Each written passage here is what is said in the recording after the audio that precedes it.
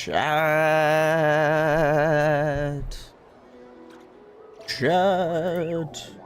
Gamer.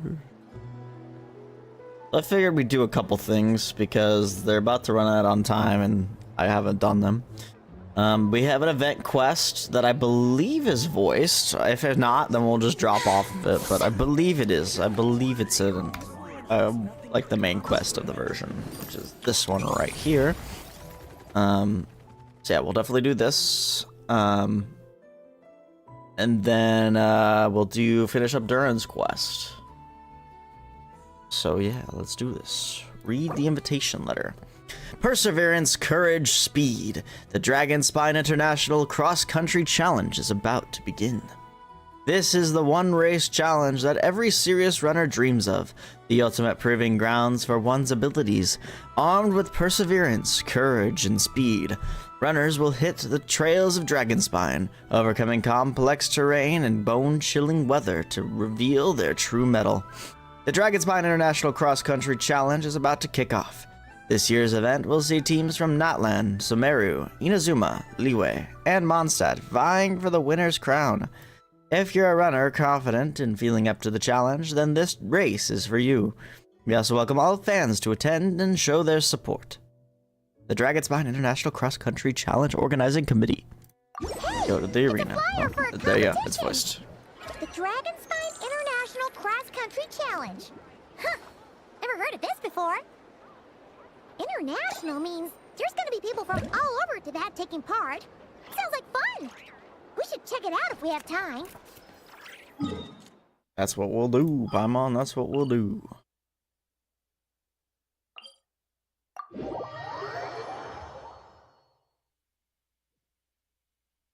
Alright.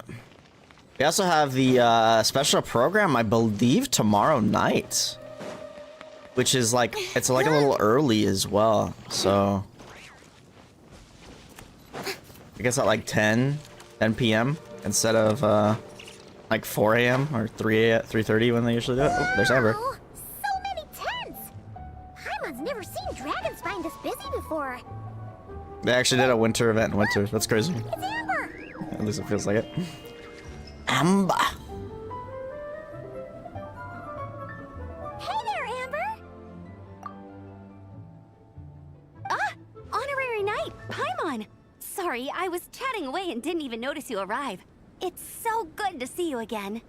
Hi, Amber. What are you up to? Oh, I was just discussing competition stuff with Mr. Hines. So what brings you to Dragonspine? Mr. Not commission, I Hines. assume. Nope. We just saw some cool flyer and thought we'd come see what all the fuss is about. I go where the fun is. Well then, you've come to the right people.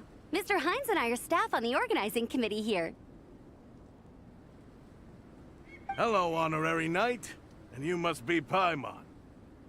Field Officer Hines, First Company, Knights of Favonius. It's an honor to meet you both. The contest looks like hasn't I'm on kicked off yet. Stadion. We're still in the process of Mon- issuing the spectator tickets I'm on and Stadion. VIP tickets. Speaking of which, take these. We reserved a couple of VIP tickets for you. Thank you so much. You're welcome. Bruh. You mentioned an organizing committee. Is that for the Dragonspine International Cross Country Challenge?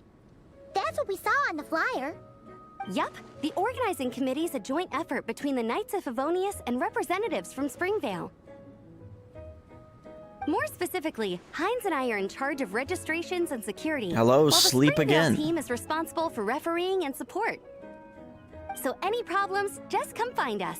We're here to make sure all contestants and spectators have an enjoyable experience. You can always count on you. We'll be delighted to spectate. This is the biggest contest of its kind we've ever had. A lot of international contestants have signed up, even some from Natlan. It's sure to be an exciting few days. I wonder who. Natlan? I think I know who you mean. If we're Varessa thinking of and the same Shilonen. team, there's this one contestant with pink hair and a really impressive pair of horns on her head. Also, she has a huge appetite. A lot of the staff really enjoy dining with her. They do. She doesn't eat their food. The way she Just kidding. relishes She's her respectful. food, it puts everyone else in the mood to eat too. Then there's the girl with the stripy yellow and black tail. It's so fluffy and cute. Don't let her but she hear you seems say that. Super cool, though. I wouldn't dare call her cute to her face. Exactly. Okay, those definitely sound like people we know. Marissa and Shalonen. We should go say hi.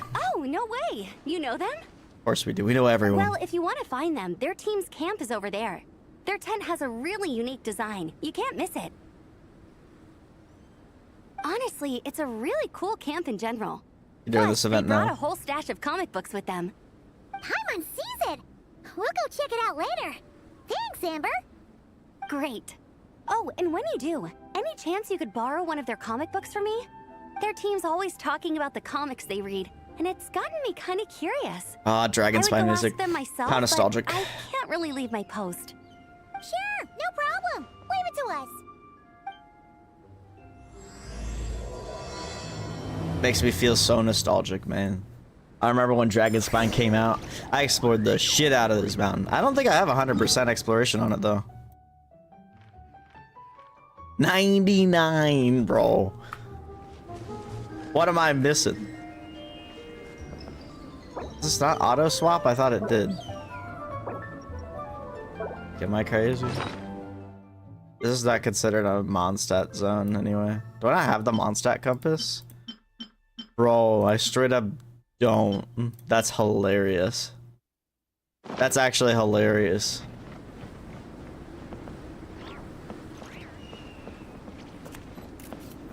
If it's not 100%, it's 50-50. Oh, we talking about banners now? Hello. Are Marissa and Shalonen around? Ah, so you're looking for the captain and vice captain. Traveler? I thought I was seeing things. I can't believe it's really you. Oh, Ronnie, where have we seen her before? Oh, Ronnie, I don't. Do I want to sound like a an asshole, or I don't remember all Ronnie. I'm not gonna lie. I've done every event though, so I'm sure I've seen her. Oh, Ronnie, how's that thesis Don't coming? even go there. Please. I'm supposed to be on vacation here. Happy New Year. However Is it? much I want Is to it finish my thesis, New Year where you are I'm right only now? human. I still got I've been fighting a losing battle with 6.5 it recently. hours. Right now, I feel completely defeated by it. It's knocked me to the ground, and I'm just gonna lie here until I'm ready to get up and face it again. Until then, I'm begging you. I should have done Have We please, Met. Oh well. Please don't bring up my thesis. Wow, we've run into so many people we know already. What a small world. You say that, but this Since world's we actually all know massive. Marissa and Shalonen, that makes things a lot easier. We heard they're taking part in the cross-country contest, so we thought we'd come say hi. They're not here right now. But if you're not in a hurry, you're welcome to stick around the camp and wait. Sounds good. Your tents are really cool, by the way. Ah, and there's that stash of comic books Amber mentioned. Looks like Amber wasn't exaggerating. You're all big comic fans. Oh, yeah. A friend of ours mentioned that. Hearing you all talk about comic books got her interested, too. Which series have you guys been reading? Comics? So, you two are fellow comic book lovers? And so the truth comes to light. Intensity draws intensity. The strongest will surely cross paths with the strongest. Thus it was written, and thus has it come to pass. Okay, buddy. You approach us humbly in search of the truth. Oh, they're nerding out. And I, Tong Yi Gong, will show you the light. I'm not sure what her The C2 series does. you speak of is a Bible to us, the Legion of Soul Blazers. I'll look in a second. And its name is the Soul Blazer Saga. But what is a Soul Blazer, I hear you ask? And what kind of organization is the Legion of Soul Blazers? Wasn't asking. I think you're hearing things. Igong, answer me this. What are the founding tenets of the Legion of Soul Blazers? Answer you I shall. Tenet the first. If you think bitter tears and strong words are enough to broker peace, you are woefully naive. Tenet the second. I pledge to give my life fighting the forces of eternal darkness. Bro's popping even off. if we fight in vain. We, the Legion, swear to follow the Soul Blazers even unto death. Our motto is... Through pain and defeat, I shall never fear. I will Bruh. always champion This is love so and over the top. imagination. Also, it may interest you to know that those two tenets are Nerds. actually Like, I'm not taken one directly myself. from the series itself. Soul Blazer 6, Shadow of Tenebrium. I don't know why when they say Soul Blazer, I think of Soul Calibur. I don't know why. Why aren't you saying anything? Didn't that make you feel something? Like, light a fire in your heart? Not even a little spark? Honestly? No. It was all kind of abstract. Paimon couldn't really follow. This is a failure of immeasurable proportions. You'd better stop lighting fires in people's Hey, hearts, or Charlotte. you'll burn them to a crisp. Vice Captain! Thank goodness you're back. Listen, we have a situation. It's okay, I don't need all that. The look on the Traveler and Paimon's faces tells me everything I need I to don't know. care about the situation. I'm completely lost. Can you explain? Let me guess. Alrani and Tong Yigong said a bunch of stuff and it was all pretty baffling, right? Yeah, just think of it as them kidding around, like an inside joke you're not in on. They probably hit you with a barrage of quotes from the Soul Blazer saga, a comic book series published by the Eye Publishing House. Also, every time you hear Legion of Soul Blazers, think comic book fan club. Oh, okay. That clears everything up. Well, except, why did this fan club suddenly decide to meet in Mondstadt? At Dragonspine, no Well, less. beats me, but I'm sure they'll happily answer that question, with plenty of gratuitous passion and drama. Usual scathing accuracy. I'm pretty sure Alrani doesn't even know why they're here. But if you ask them, they'll probably say something like... Because we are Soul Blazers. The passion of youth is strong with us, and it demands that we heed the call to adventure. With every great trial comes great opportunity. Yeah, something like that. But more to the point, though, it was one of their Bruh. members, Minnie, who suggested they hold their next meeting here. The Dragonspine cross-country Minnie. contest? Like the was her mouse? idea, too. And after much consideration, they thought Minnie's suggestion was a good idea, so they went ahead with it. And that's how the Legion of Soul Blazers and I ended up here.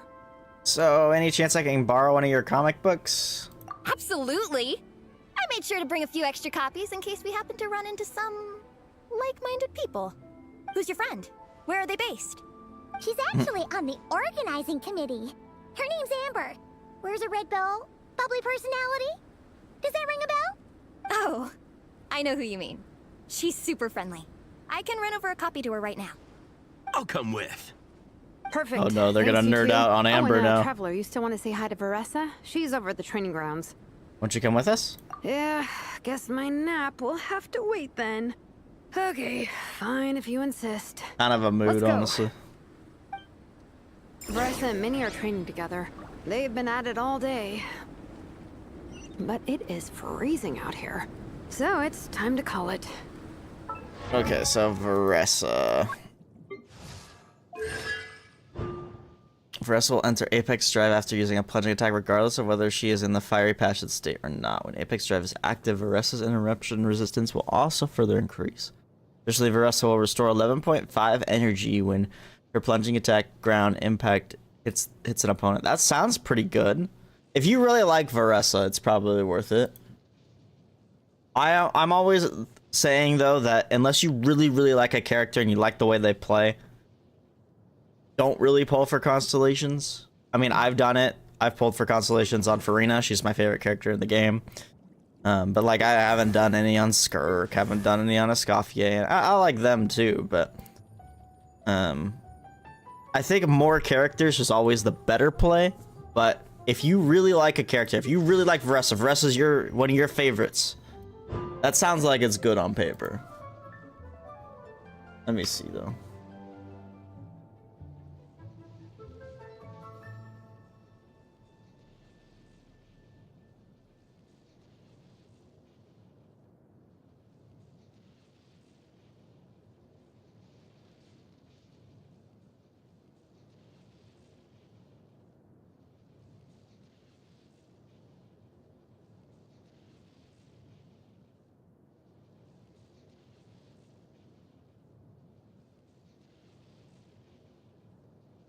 I'd say it seems like it's pretty good.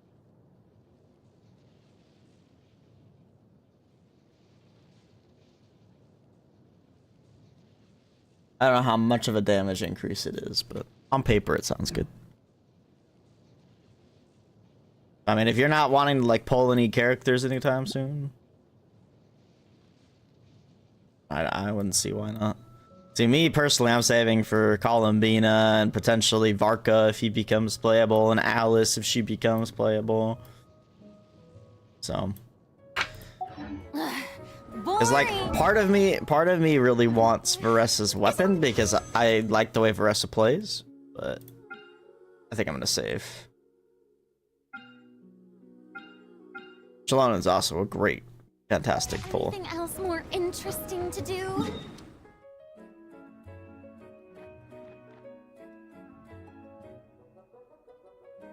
There really isn't a better waypoint for that. We'll just use...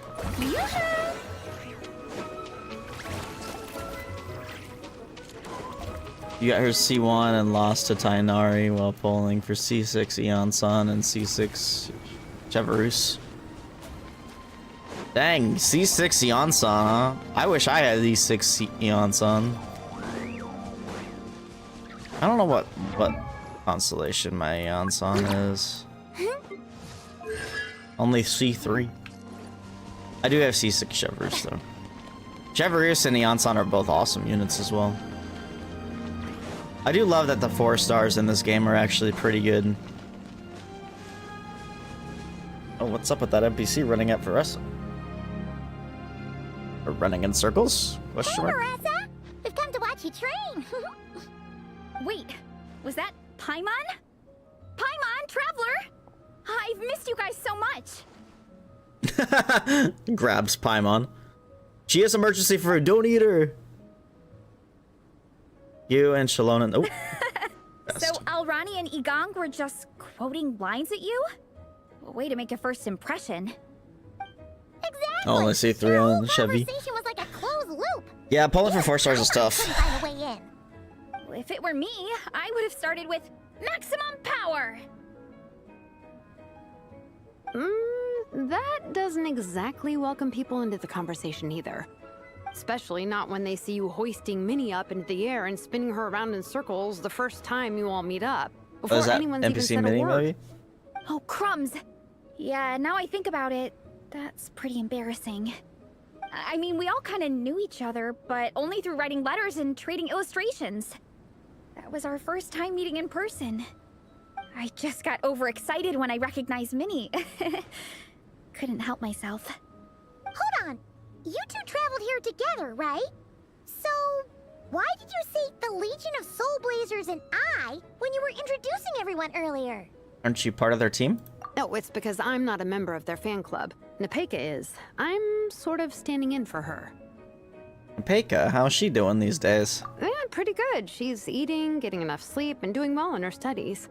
That's Hooked on comic books, though. And that's where Minnie comes in. They're, pen pals.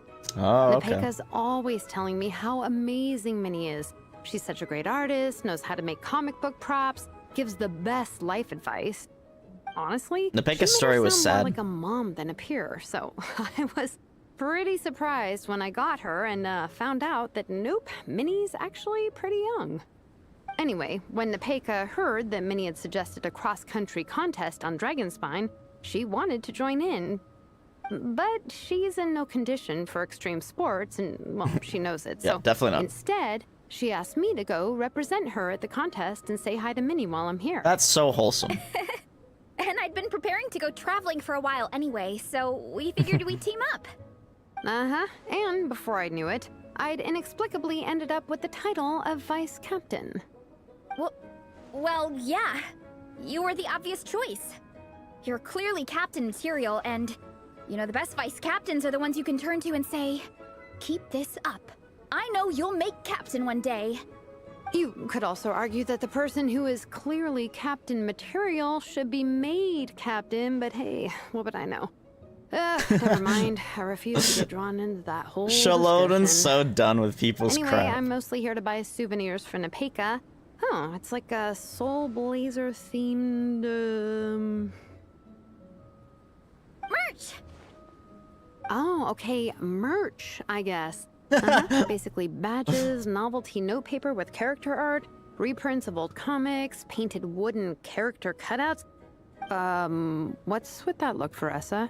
Did I say something wrong? No, nothing's wrong. It's just kind of strange hearing you talk all about that merch with such a straight face. I like how like none of them are freezing. Craftswoman carrying boxes of merch back home to Natlan. Like, put on some jackets, gang. It's such a funny image. That's a pretty long list too. Did Nepeka really ask for all that? Oh, no, she'd never ask other people to buy gifts for her. It's not in her nature. But based on what I know about her, I'm sure she'll appreciate some, merch. I still prefer souvenirs personally, but... Oh, definitely! Nepeka will be over the moon! You really understand her, Like, the moon? You're like her older sister. Oh, close enough. I mean, we are technically Not a cry family. reference? Although Just we kidding. haven't known each other long, so I can't claim to understand her that well. I'm still learning. Push-up. I mean, Veressa, I finished my push-ups.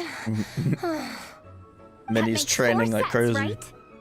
Good job! Time for a breather. Minnie, I'd like to introduce you to the Traveler and Paimon. They're friends of me and Shilonen. We met in Natlan. Wait. Blonde Dang, they hair, have really upgraded flying NPCs. companion. Are you Mondstadt's At least honorary important ones. knight? Pleased to meet you. Alright, have a good one, sleep again. Wow. I can't believe I get to meet you in person. I heard about you from my older brother. He works the tavern, so he hears all the local gossip from the customers. Apparently, you go from nation to nation, making a huge name for yourself each time? Like a real-life comic book hero. So cool. Do you mind if I ask you a question? Of all the adventures you've had, which is the most memorable? Considering the present company, you elect to recount some of your experiences with Wow. Natlan. Incredible! Sounds like Fiatena's homeland is just as magical as in the stories. Oh, you have no idea. Where I'm from, in the Collective of Plenty, we live right next to a huge volcano. And when it erupts, it sends fireballs shooting all over the place. Super dangerous, obviously, but it's the perfect place for hero training. You know how much I've always wanted to take a trip away from Mondstadt? Just get away and see the outside world. You totally should. Mondstadt's supposed to be the land of freedom, right? So, what's stopping you? It's just... If the honorary knight's journey is anything to go by, it sounds so daunting. Surely you gotta be really tough to keep pressing on through so many dangers. I just don't know if I'm up to it. The Traveler sets a pretty high bar for toughness, that's for sure. But you know, we each make It's our for the own journey chosen at our one. own pace. So stay strong and soldier on. Just like Fiatena. In moments of doubt, following her example will never lead us astray. You're right. Okay, I won't give up. If nothing else, I have to make good on the deal with my parents. Train hard and get a good race time. A deal with your parents? You didn't mention that before. Oh, yeah. Well, You'll be fine. I do the same thing What's with the my deal? coach Yansan. Before every competition, I promise her I'll get a better result than the last time. You can never know for sure how it'll go, but sometimes having that pressure can really help with motivation. That being said, you can't forget to have fun. Don't lose sight of that. It's the whole reason you organized this Dragonspine meetup in the first place. you're right. Still, this is a competition. Sure, I might not win, but I still want to be proud of my result. Alrighty. Well, if you want to kick some butt in this contest, then let's get back to training. Sure. Watch out, Veressa. This time, I'm gonna keep up with you. I don't think you're gonna keep up with Enough. Veressa. You only just finished training. Veressa, I'm sure you're still raring to go, but Minnie, you have to rest if you want to recover. But I'm fine.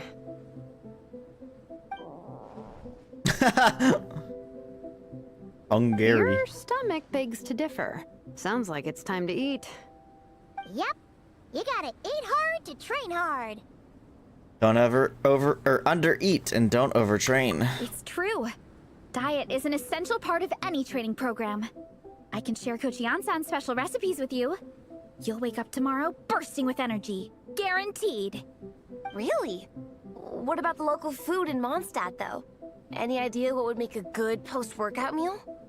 I'm not too sure, but you can never go wrong by listening to your stomach.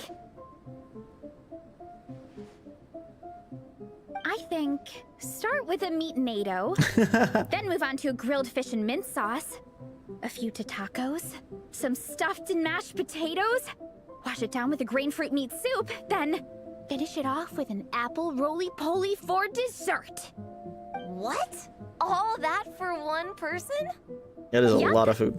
Open your mind and stomach, relish the delicious flavors, and before you know it, you'll demolish everything. Return to the camp.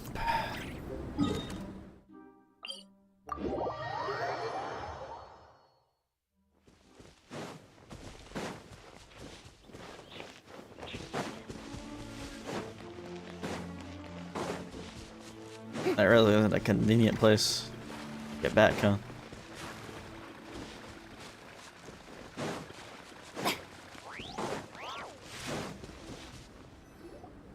Oh, we're almost back at the camp. After what Shilonin was saying earlier, let me give this to you before I forget. Here, the Soul Blazer Saga Volume 2. I figured other people might want to read it, so I made sure to bring some extra But I haven't copies. even read Volume 1. Unfortunately, it looks like I somehow forgot to pack Volume 1 in my luggage. Shame. It's always best to start from the beginning when you're trying to get your friends into a new comic series. Anyway, take a look in your free time, see what you think. I really hope you like it. It would be so cool to have an awesome person like you in the fan base. Thanks. I'll take a look when I get the chance. All right.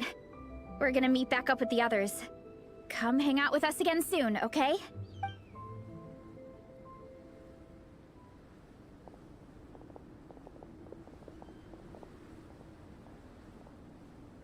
Already reading it. But what about Volume 1, bro? Whatever happened to the best defense is a good offense. Wanjiru, what are we waiting for? Patience, Fietena. Timing is everything. Our victory depends on it. I got, is that Mawika? Wanjiru is right. This is your first lesson, Fietena. How to decide when the moment is right. The leader of this horde of monsters has now shown himself. Defeating him is the key to turning the tide. Now the real battle can begin. Fietena, are you ready? This is what we've been waiting for. Come on! Wanjiru tells me this is Fietena's first battle. If she gets scared, she can hide behind us. Tupac. You guys are underestimating her. Quit joking around, guys. Yes, this is my first battle, but I'll make it one to remember. The Pyro Archon will face down the leader while we mop up the minions. That's the plan, right? There's no backing out now. Let's do this. Why did it have to end there? Cliffhanger moment. Buddies fought an amazing battle. Paimon really wants to see what happens next. Better get Volume 3. Go meet up with Paressa and her team when we get the chance. We can ask them what happens in the next volume. Wouldn't you just want to read it instead? You just want to spoil it, Paimon? You guys want to spoil it, Paimon? Come on, bro.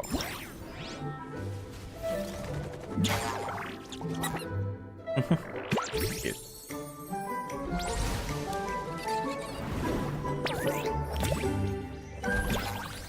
They have so much fun with these event screens now. Ah, God, Mika's here. Lit. Sorry, I don't like Mika. Mika's like the one Genshin character I can't stand.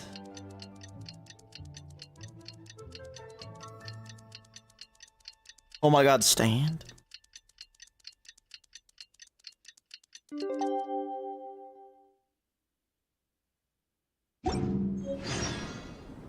Talk to Bold Bang Bouldern. Talk to Klee. Talk to Yai Miko. Talk to the two people in deep discussion. Ew, not Mika. Head of the Soul Blazers. Tea parties are a must for the well-mannered. Oh. If you'd like to learn the proper etiquette, I'd be happy to teach you.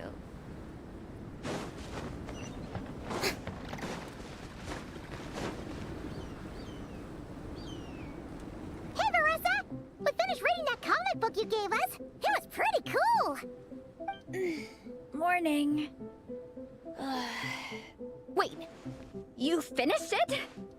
Wow, that was so quick! I want to know more. I want to understand the whole story. So you two have been won over by Fiatena's infectious charisma? It was but a matter of time. From what we read, it seemed like the Soul Blazers were a group of Natlanese heroes who fought against monsters. Also, Malika had a cameo in there. Does that mean the Soul Blazers saga is based on historical events? That's right. It's an adaptation of Natlan's history. All the characters are based on real people. But of course, it's mostly for entertainment. You can't treat it as a history textbook. The Soul Blazers were warriors who fought against the monsters of the Abyss. Their mission? To protect their nation.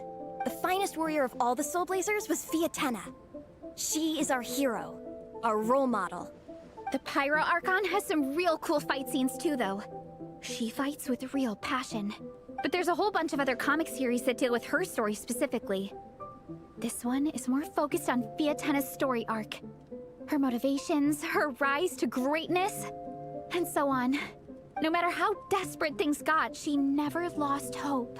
Thanks to her dogged determination, she went from rookie warrior with no understanding of strategy to a formidable commander.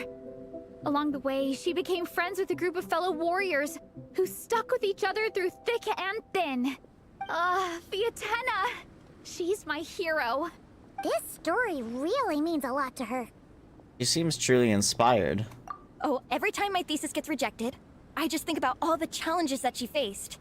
And suddenly, my own problems don't seem so insurmountable after all. Don't worry, Alrani. I have faith in you. You'll get your thesis approved one day. Aw, Veressa. You bet I will. Trifling thesis. You are no match for me. When I get back to the academia, prepare to be whipped into shape.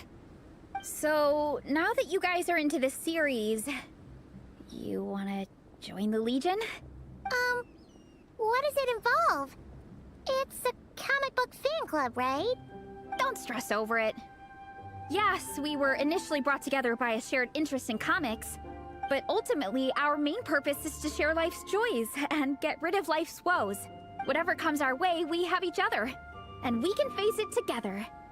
We discuss comics together, eat together, and chill together. In that case, Paimon's Paimon heard food. Got me in. Yes! Welcome, welcome! Captain, what about the welcome ceremony? Or have you forgotten our traditions? Of course I haven't forgotten. Oh no. Find a nice open space and wait for me there. Oh I'll no. just go grab something from the camp.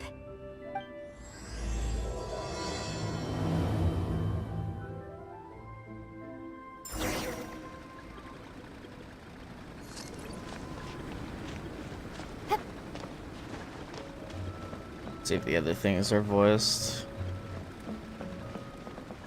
There's also searchables here. Like what? Just finding money in the floorboards and the dole blade.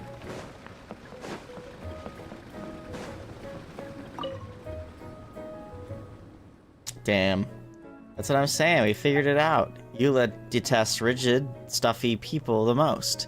You know, the kind with narrow-mindedness written all over their faces. They always get stuck obsessing over the tiniest details, and all they do is trip people on every little step. Maybe they even wear a monocle and they can't go anywhere without a book in their hands, but when you take a closer look, you realize you haven't really read it through, and are just looking at it as a prop.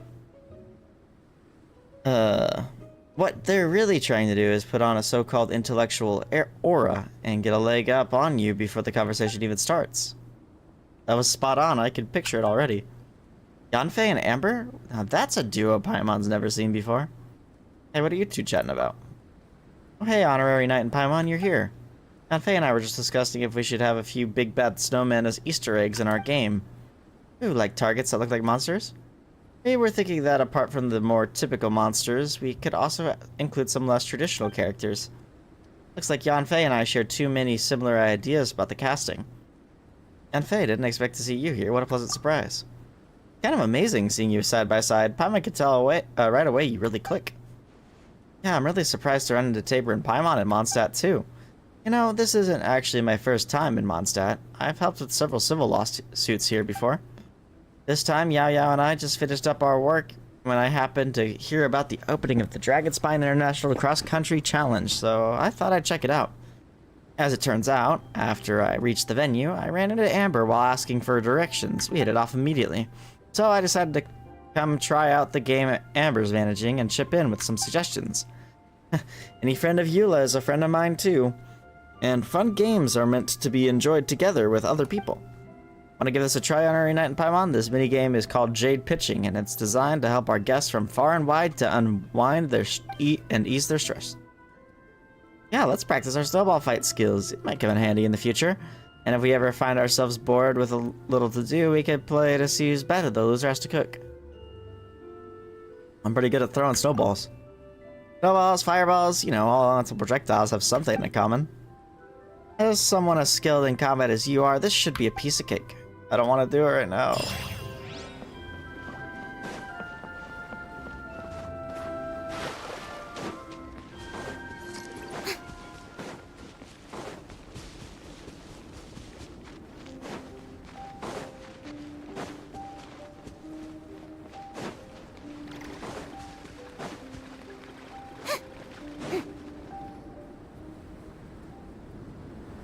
Let's do it out in the sheer cold.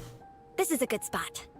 Oh, Ronnie, do you have any idea what Varese is fetching from the camp? Probably the relic we used to swear in new members. Relic? There she comes, zooming. I'm here. Hope I didn't keep you waiting too long. I sprinted the whole way. Here, take this. It's a Fiatenna mask. I made it myself. Thanks!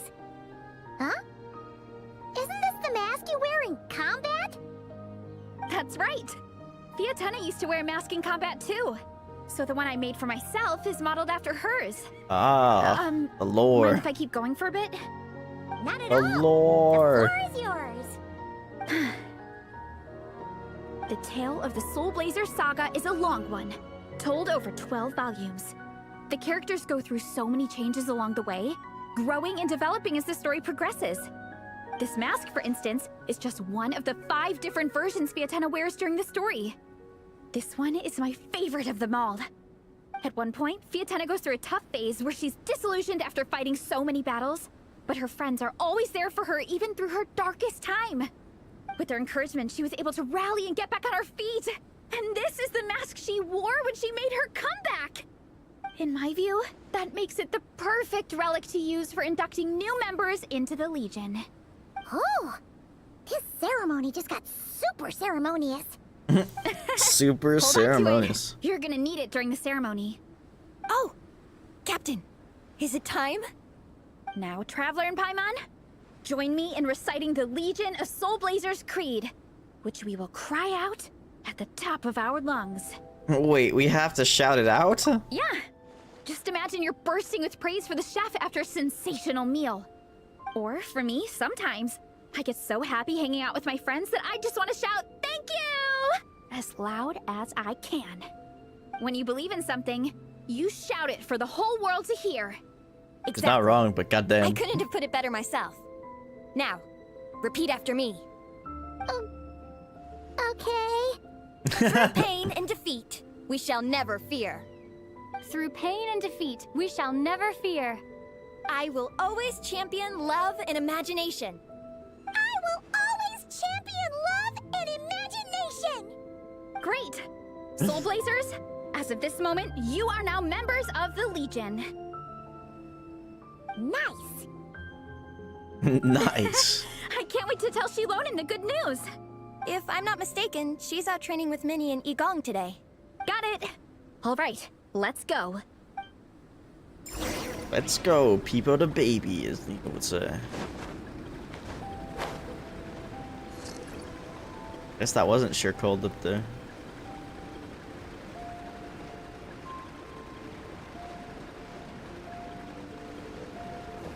Shower me with praise!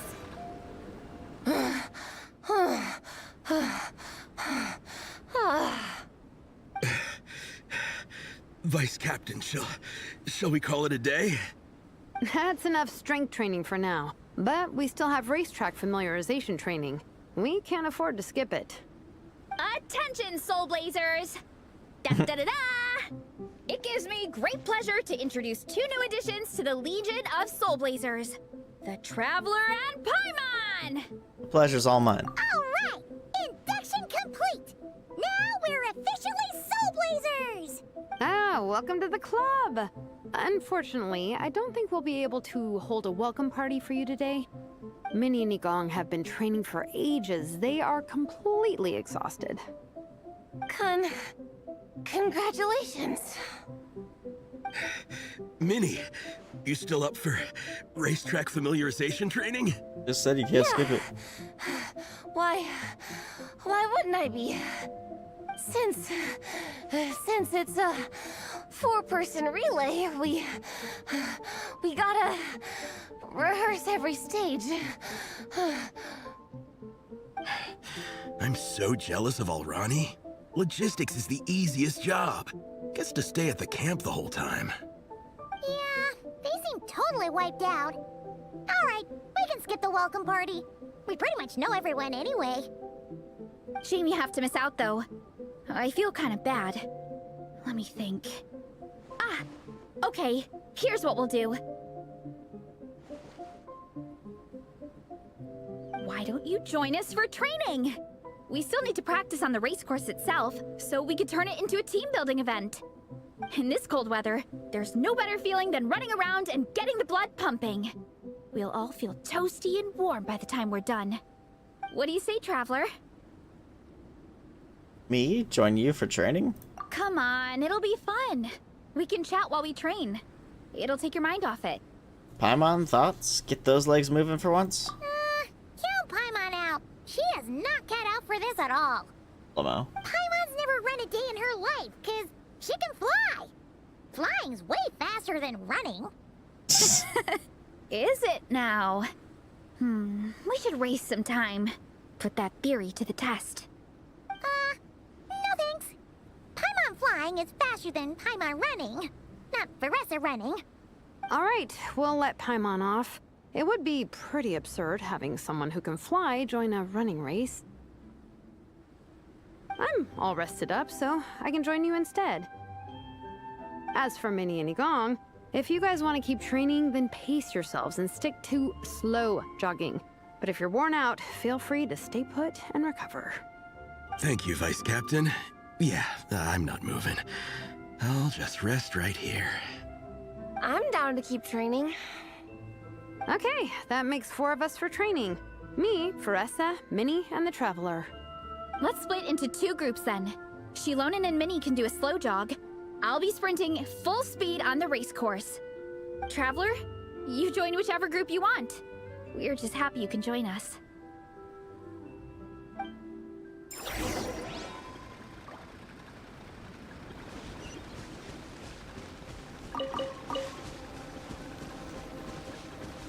In training.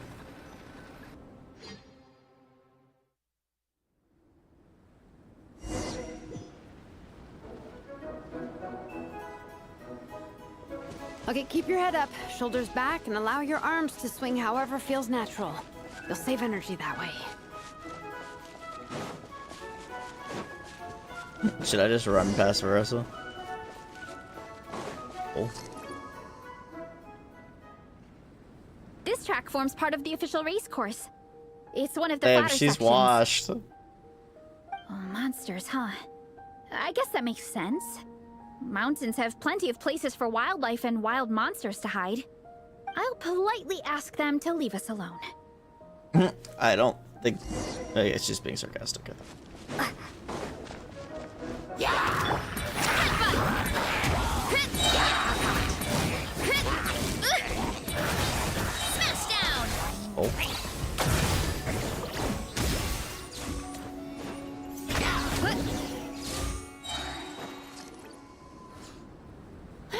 Glad that's taken care of.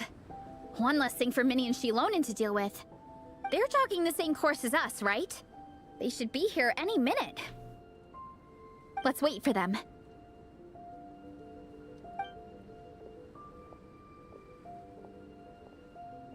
How's it going?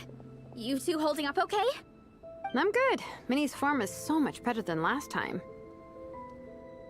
I still think I need more practice. You don't look so good. Why don't you take a rest, Minnie? The course goes into an uphill climb from here. It's gonna get pretty tough. It's fine. I'll keep going.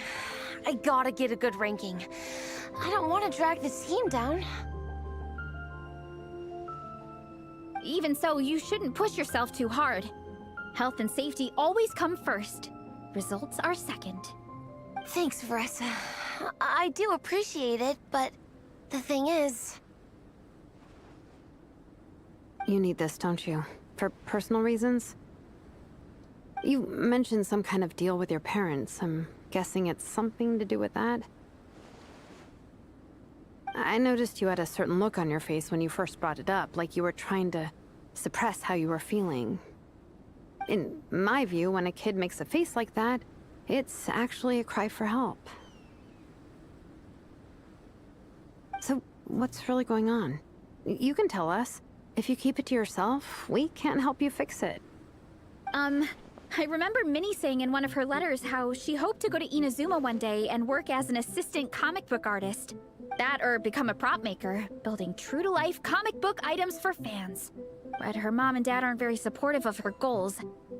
Could that have anything to do with the relentless training? Oh, okay. I'll explain. Veressa's right. My mom and dad don't approve of me moving abroad for work. I'm the baby of the family. There's a huge age gap between me and my older brother, and I was a pretty sickly child, so my parents worried a lot about me growing up. They don't like the thought of me moving so far away from home. They say they'd always be worrying about my health. Also, they'd rather I pick something more stable. The idea of trying to make a career in the comic book industry is crazy to them. They think I need to be more realistic, get a real job. But what employable skills do I even have? I can do art, and I can build stuff, but I'm no good at anything else. Be so hard on yourself. It's like, no matter how many times we have the conversation, I can never get through to them. They treat me like I'm just a little kid living in a fairy tale world. But this time, the situation is different. Suddenly, my friends came all the way to Mondstadt to see me because of our shared interests in comics. And then we signed up for a cross-country contest. That really surprised them. I'm sure they don't believe I can do it. So, I made a deal with my parents. If I pull this off and my team gets ranked, they have to start taking me seriously about what I want in life.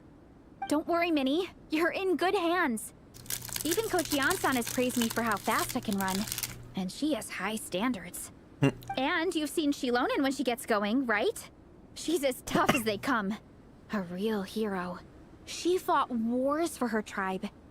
As long as we do well enough to get ranked, your parents will come around, right? I'm confident we can do that.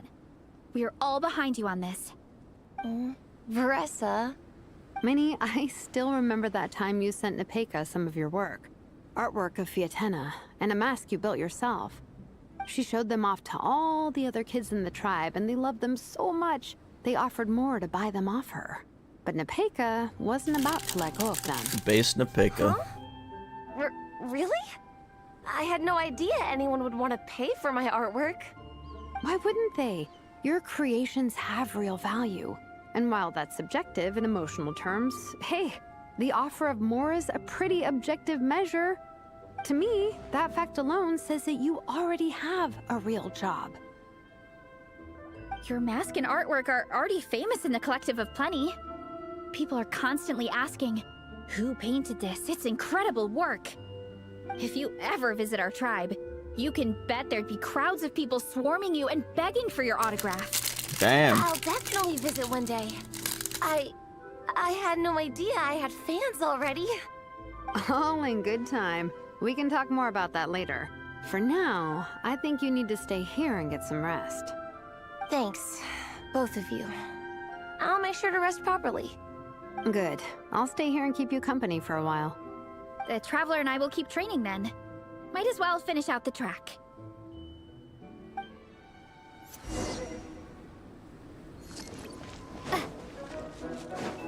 You definitely don't want to stray off course on a mountain like this. It could get dangerous. If you find yourself getting cold, there are some torches off to the side in this section. Just set one alight and warm yourself up.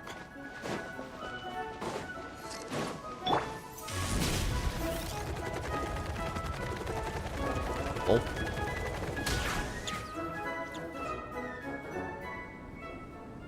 We made it to the relay point. Good job. I gotta say, this terrain is seriously challenging. If people don't familiarize themselves with the course in advance, they could easily get lost on race day. But at least the organizing committee has taken the time to clearly mark out the course. And thankfully, there aren't many wild animals or monsters out here. People should be able to practice without incident. How are you feeling? Still got the energy to keep training? I still got some gas in the tank. Awesome. Then let's get back to it. Whew. The next section looks even harder. Let's make sure to stay alert so we don't leave the course, and pace ourselves to protect our joints. That's what Coach Yan-san would say. Her advice is always spot on. This is the second section of the official race course. Watch out for signs so you stay on track. This actually would be a pain in the ass in real life. Friggin' running up a mountain, basically.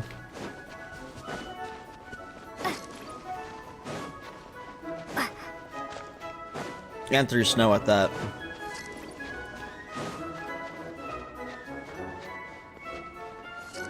Watch out for that pit. Don't fall in. Dangerous. Oh.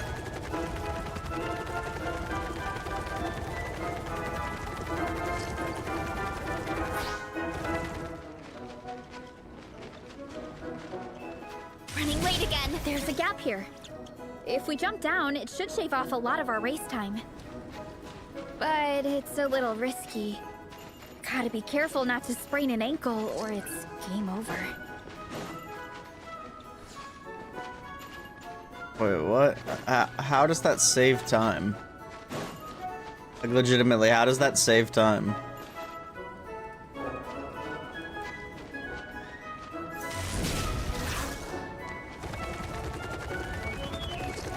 Like, that legitimately doesn't even save time. What is she talking about? We made it to the relay point of Section 2. That's today's training target officially smashed. We just need to check out Sections 3 and 4 of the course, but we can do that tomorrow.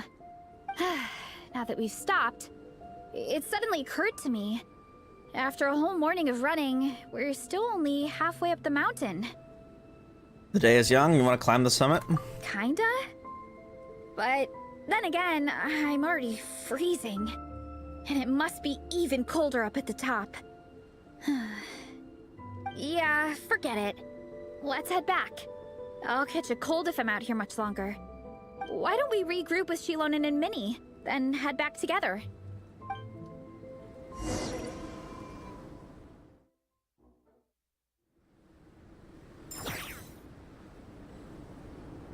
Hey, you two. We're back. 3, actually. Gong came to join me and Minnie while you were out training. Yeah, I felt bad slacking off while everyone else was going the extra mile. Uh-oh. Sick. Sounds like the cold's getting to you. Alright, let's head back to camp so people can get some extra layers on. Wow, the time's really flown by. At this rate, I don't know if I'll have time for my nap before we hit the city for the afternoon.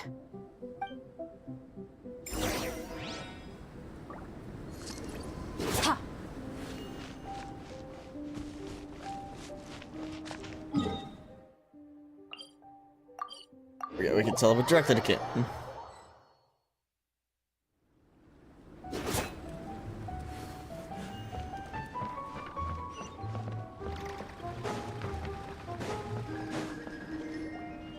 Well done on your training, everyone. Now we have some free time before this afternoon's activity. As planned, we'll meet by the Knights of Favonius headquarters at 2 p.m. Will we get to go to the library? Will we? That's right! Excited? Oh, just a second, guys.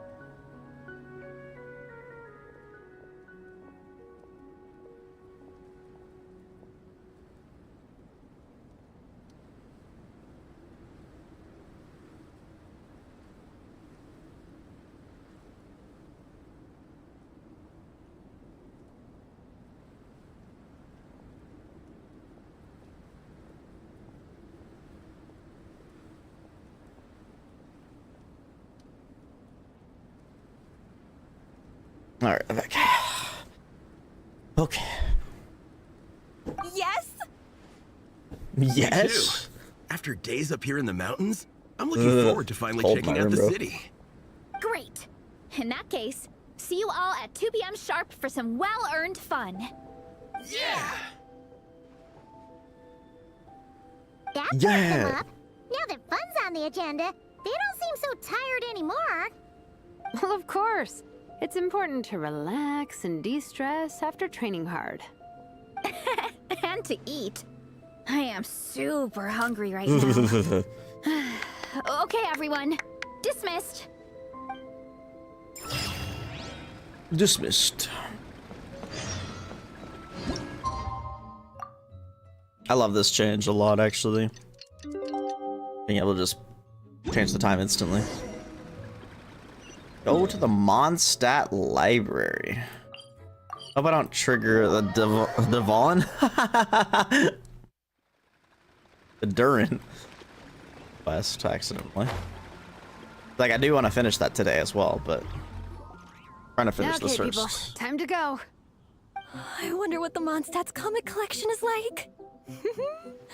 Don't let me down, Mondstadt Library. Shilonen, we made it! Nice, everyone's here. Let's go. Minnie and Vanessa are already inside.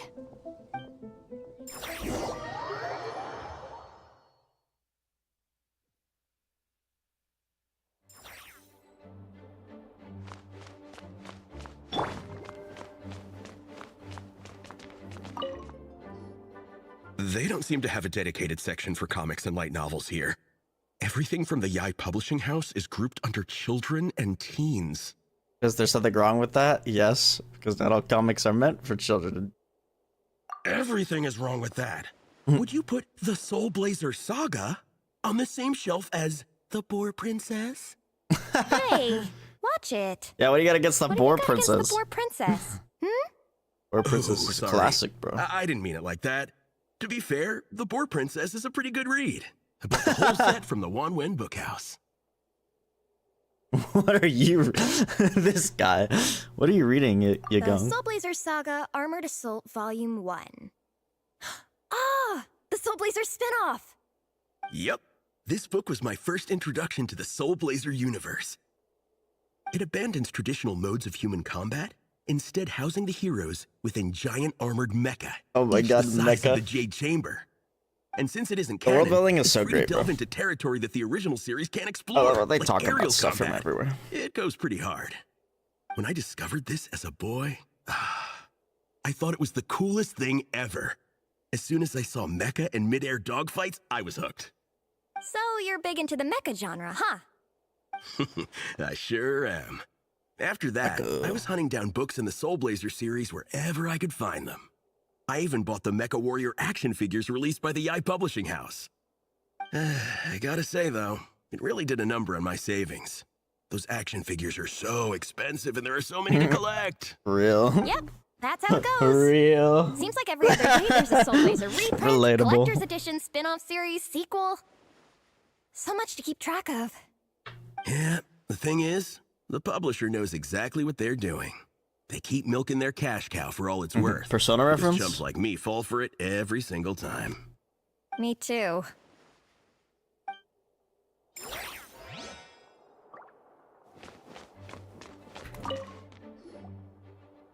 I'm surprised Miss Musk isn't here today. I always see her by the linguistics section. Miss Musk. I forgot about Musk, bro. Yeah, it's not like her to slack off. Maybe she went out to find some hilly trails for her research. You guys know this place inside out, huh? Even down to the regulars. That's impressive. Of course, the library is my secret base.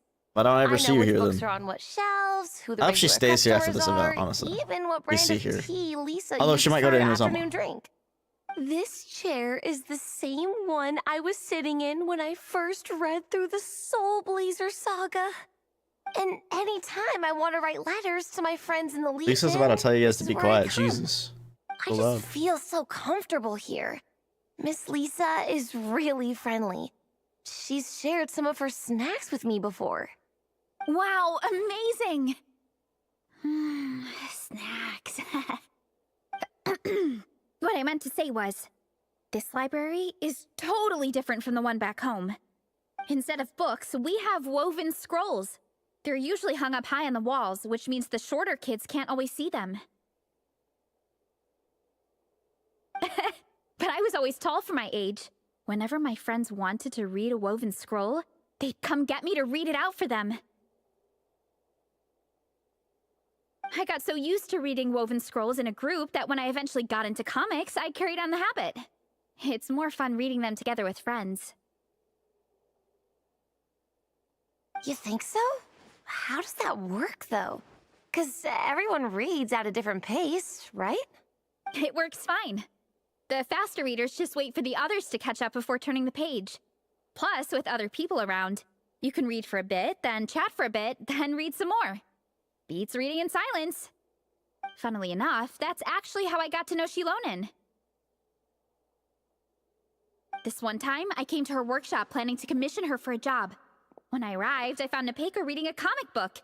And it turned out it was the Soul Blazer Saga! We were both pretty stoked to meet a fellow Soul Blazer fan. And I guess we were chatting so loudly that we woke Shilonen up from her nap. She came over, intending to quiet us down. But that turned into us roping Shilonen into reading comics with us. Next thing you know, it was the middle of the night and we'd been at it for hours. Shilonen was so tired. She just laid down in between me and Nepeka and went to sleep. Ever since then, we've been the best of friends. That sounds When does so Shalona nice. not want to sleep, though? I really want to meet Nepeka too. I hope I can visit Natland one day. We can make that happen. I'm sure Shilonen would be more than happy to introduce you. And don't forget to invite me too. It's just... Hey, don't feel down. A deal's a deal. As long as we get ranked in the contest, your parents will have to respect your wishes. So let's put all our energy into doing the best we can. We're gonna get that ranking, and you're gonna go on that trip. I'll do my best. Don't worry, we'll rank. We have broken people on our team.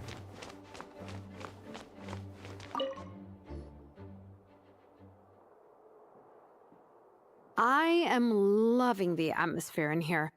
The peace and quiet, the subtle scent of flowers in the air, plus Also the sleep. chairs look really comfy. Whoever runs this library has great taste. I wholeheartedly agree. Lisa is a woman of exceptional taste. Ooh, that being said, what happened to actually running the library? I don't see any staff anywhere. Lisa's probably taking her afternoon break at the moment. Afternoon break? So she I'm doesn't the yell one at who us. should be on an afternoon break. That's it. Okay, I am taking a nap. You guys go hang with Faressa. I'm gonna find a table to pass out on. Yeah, it's just too cozy here not to. It'd be a shame to waste the opportunity. There, that table. I have been eyeing it since we got here. It has nap material written all over it. Does it, though? Paimon has a funny feeling that Lisa would approve of Shilonen's commitment to afternoon naps. Instantly passes out. Whoa! Just like a that cat was for real. Fast. 1 second she's talking to us, the next she's out like a light. Her work can't catch up with her here. Maybe that makes it easier for her to relax. Yes, so. Happy napping, Shilonen. That's hilarious. I'm glad I just get mail. Oh, Lisa's back. Shalonen's still asleep. My. Looks like a lot of visitors snuck in while I was on my afternoon break. Hello, cutie. Hello, little Paimon. It's been Girl, too long. it's been less than a month. We saw you when we went to go... Never mind. We were hoping we'd catch you, but you were on your break, so we just went ahead. That's quite all right. I'm sure your Natlanese friend here has read the library rules carefully and intends to abide by them. As for your other Natlanese friend, I'm glad to see someone appreciates the cozy atmosphere. She looks like she's having a wonderful nap. Now then, has everyone decided which books they'd like to borrow? Yes, ma'am. I'd like to borrow this copy of Armored Assault. And I'll take this one. Vera's Melancholy. Minnie recommended it. No problem. What about your, leopard friend? Did she want to borrow a book? Leopard Huh? Borrow a book? Oh, yeah, no need. Thanks. This one was great, but I won't be checking it out. Great as a pillow. Let's see. Along with Divinity, you have very good taste in books. Or should I say, good taste in pillows? Oh, yeah, sorry, that's my drool. Sorry. Okay. All right, let me fill out the register. Then you'll be free to take your books. Lisa checks out the books, hands them over, and sees you all to the door. That's hilarious. Shalonen moment.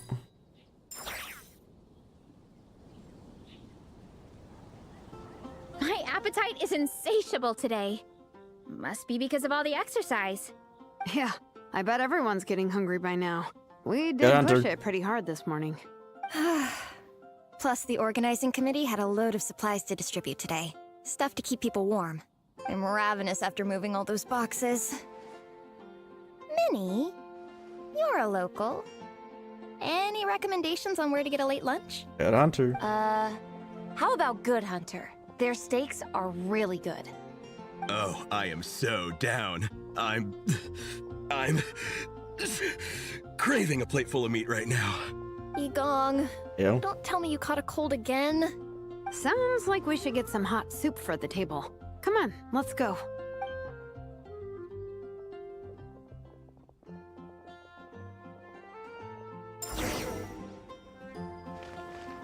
Oh man. It just feels so great to be in Mondstadt, man. So nostalgic. I mean, like, we've been in Mondstadt quite a bit the last few patches, but still. Every time. The song gives me goosebumps. I remember the days. The good old days. Everyone loves Good Hunter. Beginning of Genshin. My family eats here all the time. It's a little small, though. We'll probably have to split the group across 2 tables. Ah, bummer. Well, never mind. We've done plenty of group activities recently. It won't kill us to split up just this once. Captain's already been hypnotized by the menu. It smells so good. Meat stew? Seafood? Are you ready to order? Let's see. I guess I'll get the ball rolling. Let's start with 30 plates each of tea break pancakes and flaming red bolognese, 7 bowls of calla seafood soup, and, 30 meat natos. As for appetizers, 12 apple roly-polies and 12 sauteed matsutake. Don't want to overdo it. Bruh. Anyone else want to add something? Or we could just start there and add stuff later. That's plenty. Looks like Baressa's appetite is as crazy as ever. Thanks, Sarah. That'll do for now.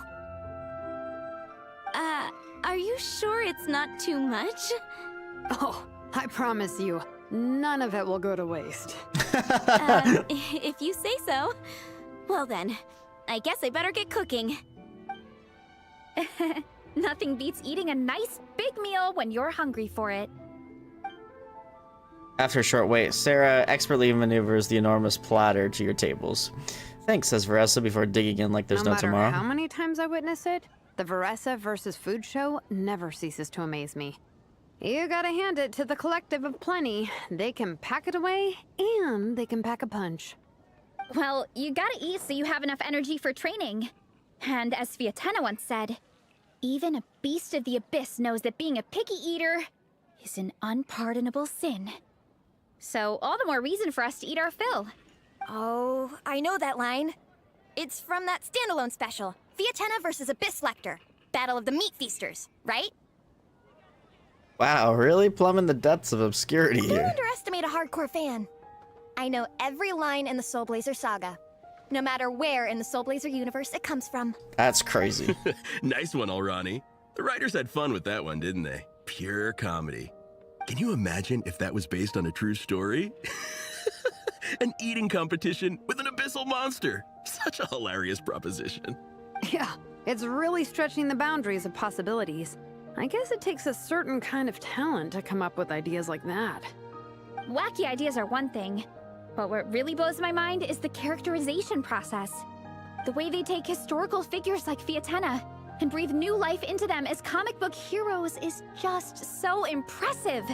Some people think I'm not enough. I have 2 words for those people. Think again.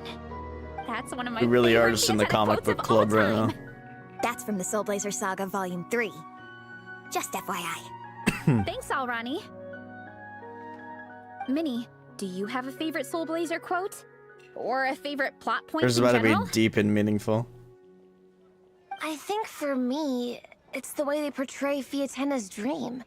Despite the endless numbers of monsters, and even when the Abyss seems like a never-ending threat, Fiatena never gives up fighting for her dream homeland.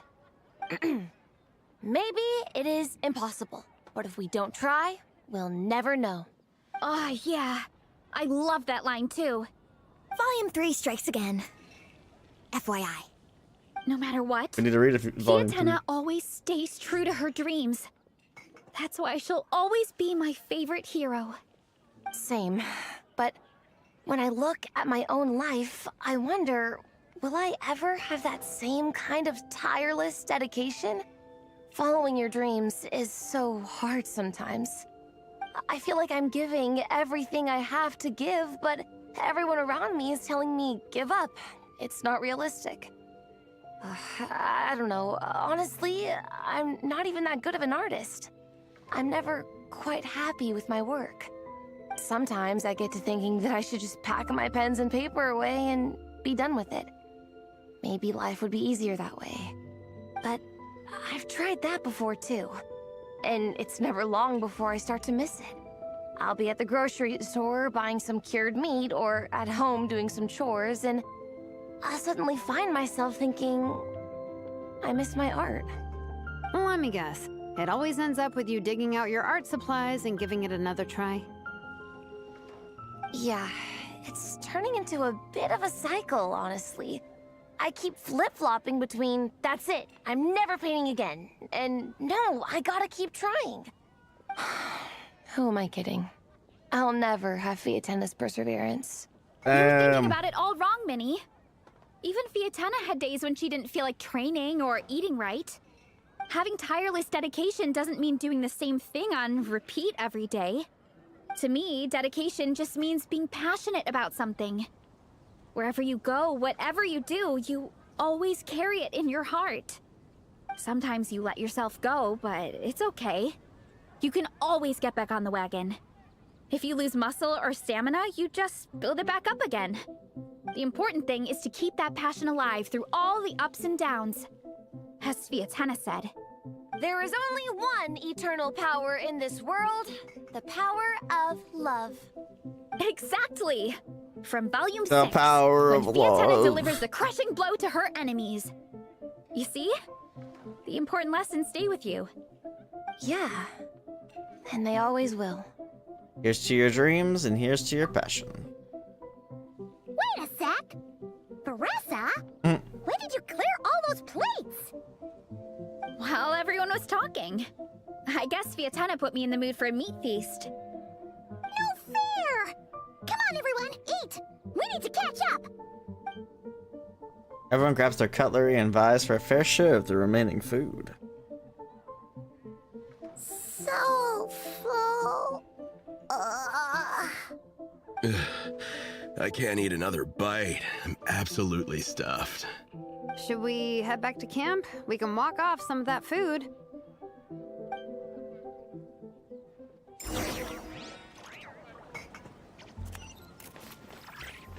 Take a walk outside of Mondstadt.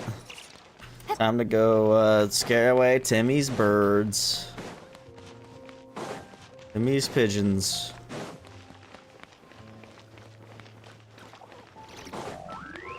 Wouldn't it be funny if Timmy was like voiced here and yelled at us for scaring his birds? I do wonder what voice they'd give Timmy. I don't think we've heard him speak before. Could be wrong, but... There's no more group activities today. Once we get back to camp, everyone's free to do their own thing. That's a relief. I'm about to go into a food coma. Oh, Minnie, where have you been? I was wondering if Patton was gonna be for you. her older brother. Gotta be, yeah? Patton? What is it? Is something wrong? What do you think? You've been gone for days and haven't checked in once. Mom and Dad are worried. I've been out training for the race with my friends all morning. We just I was got wondering back if it and was Patton. everyone was hungry, I should have so called we it came to get earlier. some food. Mom and Dad should know about it, though. I told them I signed up for a cross-country contest, and I'll be at Dragonspine practicing in the days leading up to it. They agreed and everything. Yeah, well, you know what they're like. They agree at first, but then several days go by without seeing Is that you, Keith Silverstein? Now they're freaking out. It's always that way. Aww. Speaking in like a weird voice. Patton from the tavern is your brother? It'd say he Are works at the these the tavern. friends you were telling me about? Wait, honorary knight? I'm Tabor. Hey, Patton. Hey everyone, I'm Minnie's much older brother. When Much did you older make friends brother. with the honorary knight, Minnie? Whew, you kept that one quiet. Oh, well, the honorary knight just sort of showed up for the pre-race training. I never had the chance to tell you guys. Thanks for taking care of Minnie, everyone. I hope she hasn't been too much trouble. Don't be silly. Minnie's our good friend. We've been hanging out, training together. It's been super fun. Good. Glad to hear it. Okay, well, Mom and Dad said to tell you they miss you and they hope you come home soon. It's great that you've got a hobby you're so passionate about, but don't let it take up all your time, okay? You gotta come home and check in once in a while. Come home as soon as you can, okay? You can go back to training tomorrow. We don't want Mom and Dad blowing a gasket. Okay. Why would they I say get it. blowing a gasket I'm in heading back this to the world? camp with my friends That doesn't now, even but make once we get sense, there, bro. I'll grab my luggage and head home. They don't Okay, have great. cars. Make it quick, though. Otherwise, Mom and Dad will probably go all the way to Dragonspine looking for you. Immersion ruined. Sorry to intrude, everyone. Have a great day.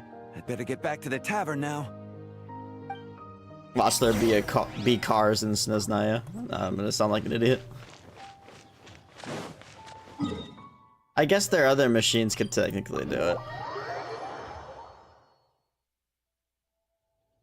Why did I do that? You can do that. Wow, this would be the perfect location for shooting a film. Oh my god, Khalid. Look at that group right there. That looks like chaos. Man, I almost forgot how cold the mountain was. The difference between here and the city is mind-boggling. I'm gonna go warm up in the tent. I'll join you. Right now, I just want to wrap myself in blankets and let the food coma run its course. Oh, where are these two? Oh, they I must be the better come too parents. so I can grab my luggage. Minnie's parents. They're gonna be. Minnie! They're gonna be horrible. There you are, young lady. Mom, Dad, you actually came. What choice did we have? When were you planning on coming home? I thought this was supposed to only last a couple of days, but you've been gone for most of the week. I never said a couple of days. I said several days. You did. I remember that. But we also agreed that you'd be out during the days and come back home every night. Come on, it's time to go. Okay, I'll just let my friends know. We Hey here. guys, I won't be staying in the camp tonight. See you tomorrow for training. Damn. I'm sorry. Tomorrow as well. This is all getting to be a bit too much, Minnie. Come on, let's step You've been up. out here for days on end. Let's Don't step you think up. you've had your fun? Besides, Come on, Lumine, say you're not something. built for this cold weather. Use that voice you barely use. Remember that dreadful fever you had as a child? It took the better part of a week to clear up. Your mother and I worried ourselves half to death about you. What? Hello, sir. All right, Varessa, I'm let's Minnie's go. friend, Varessa. Ah, Varessa. How do you do? I believe Minnie's mentioned you before. Thank you for keeping her company out here. Sorry, I would have brought a welcome gift if I'd known. Welcome gift? No, there's no need for that. I just wanted to say, this contest, it really means a lot to Minnie. We've been training together in preparation for it. Minnie's taking the training really seriously. Every day she starts earlier and finishes later than anyone else. That's gonna make them more Whether and it's more. strength training or practicing out on the race course, she's been working the hardest out of everyone in our group. Didn't you make a deal with her?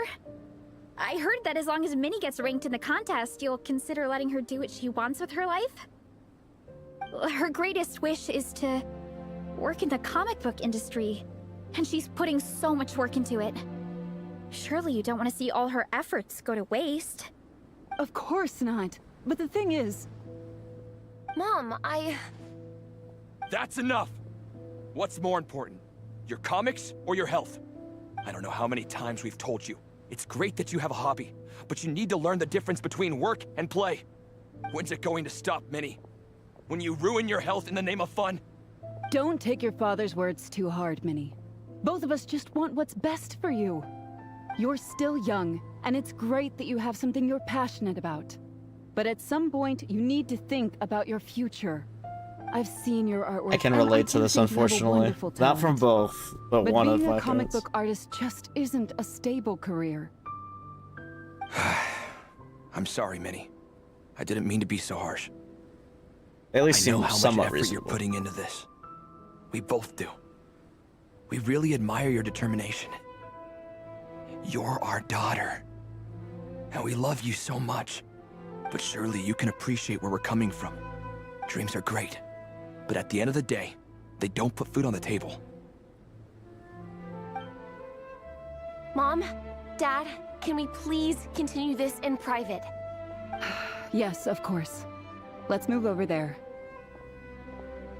This might be like one of the first times we've actually seen a parent-child relationship, like, I mean, there've been like kind of symbolic ones, but actually biological ones, I don't think so. Like, we've heard of people having parents, but I don't think, oh, I guess we've had Xiangling. I think Xiangling's like the only one though I can think of. Or I guess we saw Hu Tao's dad too, didn't we? Maybe it was her grandpa. Their parents died young. I don't remember. It's been a while.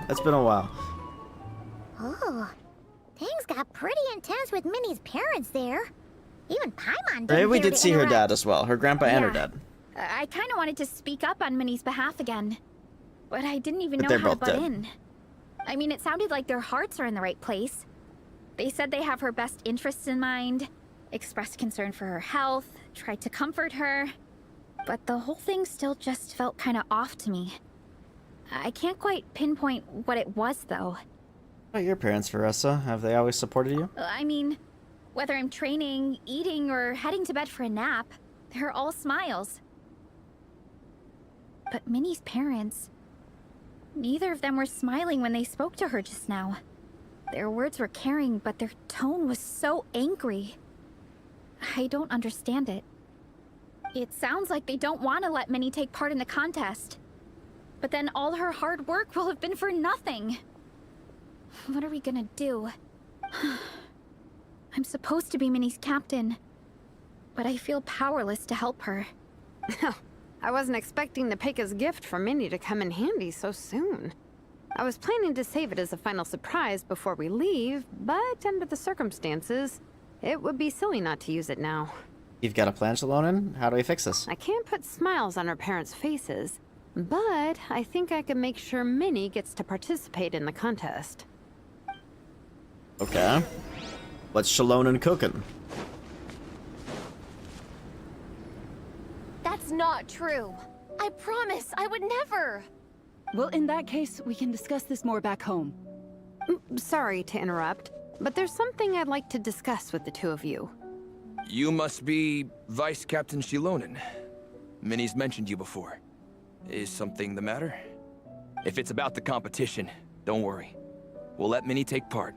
That's good. But as we've just informed her, this will be her last time. We don't want her wasting any more time on worthless pursuits. Gotcha. Look, I don't mean to interfere with your family business, but Minnie's a part of our team. I have to make sure everyone's in the right frame of mind to compete. And I can't help but feel that her conversation with you was a little demotivating. I'm concerned it's going to impact her performance on race day. I also don't think you're really validating her efforts when you brand something your daughter is passionate about as wasting time. Real. Like I said, not trying So to intrude on your real. family business or anything, but Exactly how I thought you should know And that I a can talk student about of it, mine back home simply adores Minnie's artwork. That's how it fucking felt. She's not here to speak for herself, but as her teacher, I felt like I should pass along the message. I agree that Minnie has artistic talent. But I stand by what I said earlier. Hobbies are hobbies. Work is work. But what you A can couple of have? fans isn't going to get you anywhere in life. Yeah, about that. Take a look at this letter.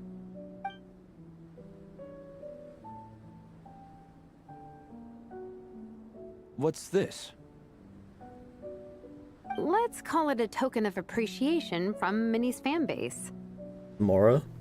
They wanted to write one letter each, but I told them I couldn't take a whole sack of mail on a long-distance trip. So instead, my student Nepeka arranged for them all to make a group painting for Minnie. Group painting, huh? In the end, so many people participated that it was pretty much one brushstroke per person. Nepeka's so thoughtful. Sorry, Minnie. Nepeka wanted me to give this to you as a surprise after the competition, but given the situation, I made the executive decision to give it to you now. So how many people is this? You think Minnie's wasting her time because in your eyes, making art isn't a worthwhile job? And when you use words like worthless, what you're really saying is it's not a stable source of income. Am I right? Yes, you're right. Well, now you have another way to measure worth. Your daughter's artwork has attracted a whole lot of fans, and very enthusiastic ones at that. Since arriving in Mondstadt, I've learned that being a bard is seen as a very respectable profession here. Let's imagine Minnie was a bard for a second. Instead of drawings and paintings, she'd produce poetry and songs. Instead of fans, Genshin just she'd does have that an for me, I audience. guess. Would you still be inclined to stop her from being creative? Would lyrics and music be just as much of a waste of time? I take your point, but there's still the issue of her health. Sorry, let me butt in real quick. You know, Minnie's not nearly as fragile as you think. I'm not just saying that either. I've been doing competitive sports in my tribe since I was a little kid, so I know what I'm talking about. Sure, Minnie's not built like a pro bodybuilder, but she's got great potential. A sensible amount of exercise is good for her health. Far better than staying cooped up at home all the time. Mom, Dad, my health is a lot better these days. Really, I feel great. Now that I'm training every day, my appetite's improved and I'm sleeping better.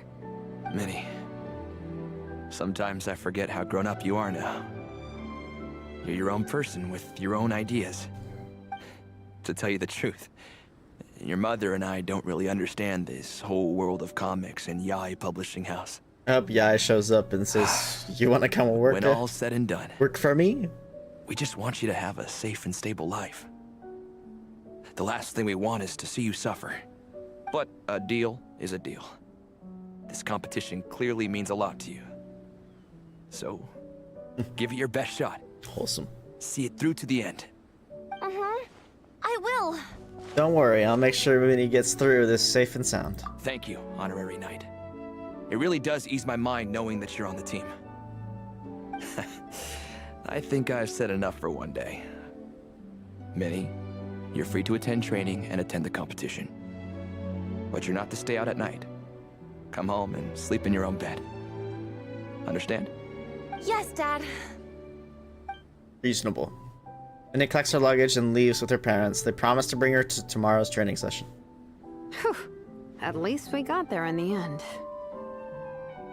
Your powers of persuasion work like a charm. It was a shot in the dark, honestly.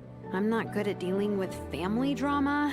Sure as heck didn't have a plan B, so it's a good thing the letter worked.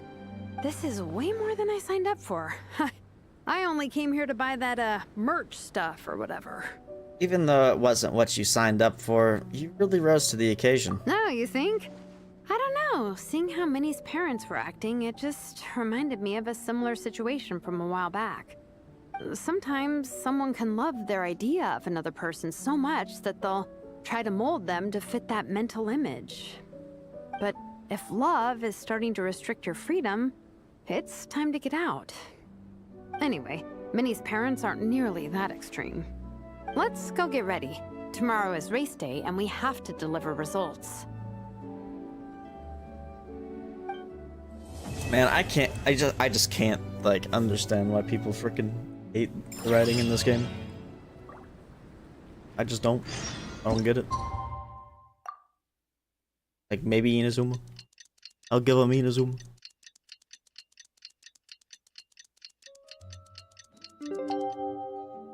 Man, even most of the events are bangers, man.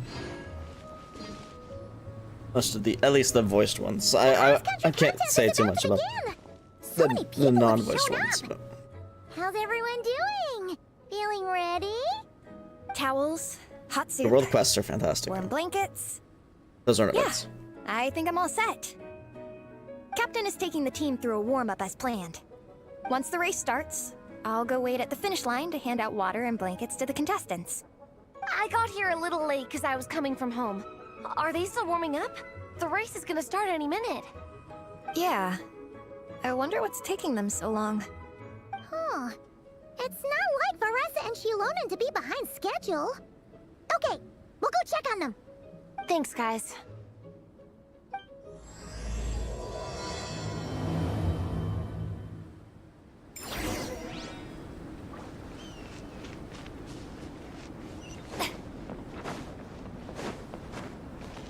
They are?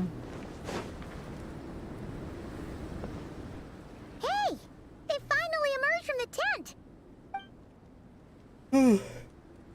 Guys, what's wrong? You all look so serious. Yeah, It's for real. Igong. Oh. He's come down with the fever. I wish I'd acted sooner. I've been checking in with him constantly since he started sneezing. And he said he was fine, but still. I should have known better. He probably hoped he could tough it out until the end of the competition, but now it's broken into a full-blown fever. He doesn't even have the energy to get out of bed. Rip. We've been in touch with the organizing committee, and they're making sure he stays warm and takes his medication. They actually sent a medic to look after him, so he's in good hands. Well, that's good, but what about the race?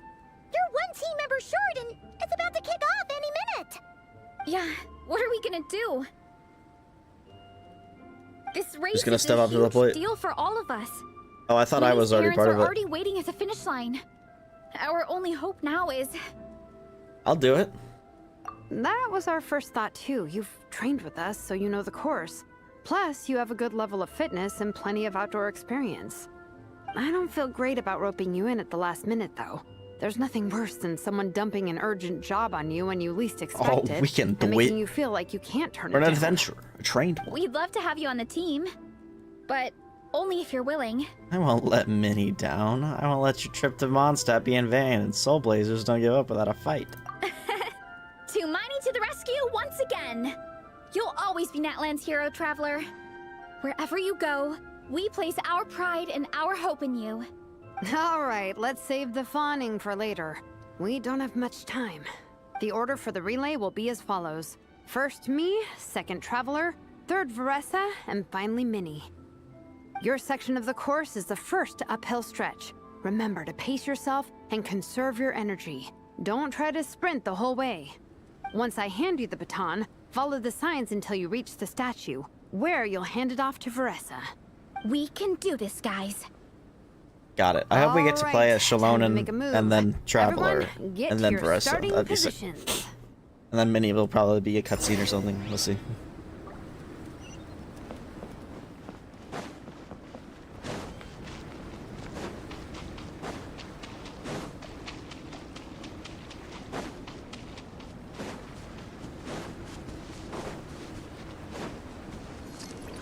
Ugh.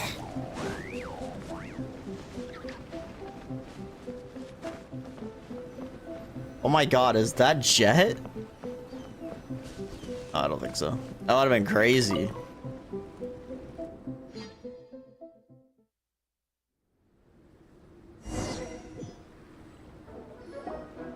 Contestants, spectators, Oh my gosh, Draff. welcome to the Dragon Spine International Cross Country Challenge. It's Draff. My name is Draff, and I'll be serving as referee for today's yeah, I proceedings guess there's... by appointment I'm an of idiot. the organizing committee. There's also Let me freaking start by Iona. saying I wish all our teams the best of luck, and I look forward to a day of new personal bests, fantastic results, and of course, playing by the rules. I'm also obliged to remind everyone how important it is to And remain Alice. within the bounds of the official race zone.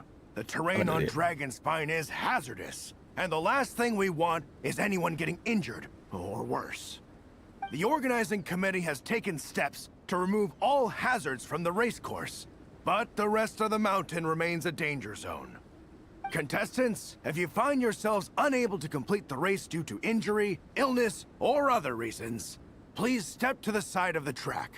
A member of the organizing committee will come to your assistance and deliver first aid if necessary.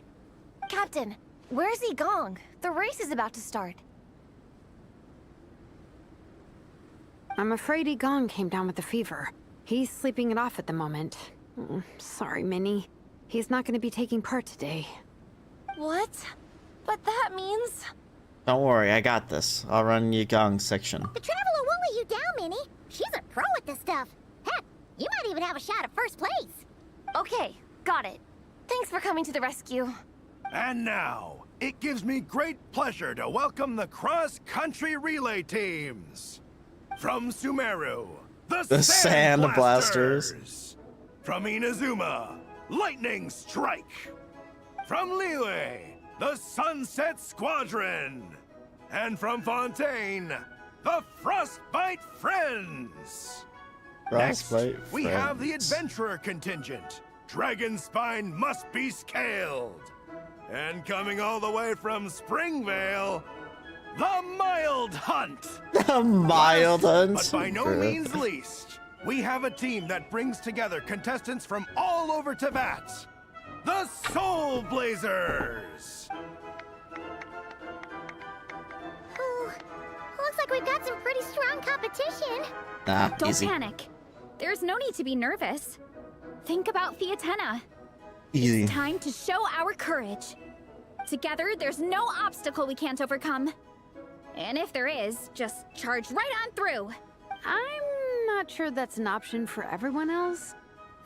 Okay, fine. Yeah, charge it is. I'm not gonna nitpick your motivational speech. I'll show you how it's done. I'm gonna give it my all. I believe in our team, and I believe in me. Will all contestants please proceed to your starting positions? Ready? Go! Yes! Balonen's like cheating though, Heike. You can do it! Oh, yikes. It's even colder today. Just my luck. Boost your stamina here! The traveler's up ahead. Time to pass on the baton. Eyes on the road! Whew, made it. Great, I'll take it from here. Charlotte doesn't have any movement. That's okay. My section is uphill all the way. I gotta remember to pace myself. Nah, I don't gotta pace yourself when you got stamina orbs. You're killing it! Keep going!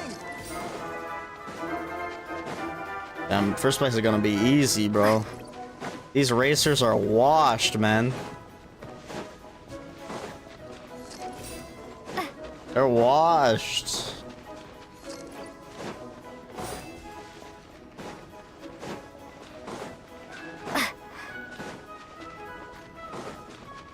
Didn't get to see the rest of the course, so it's gonna be kind of new from here. Varesa's waiting.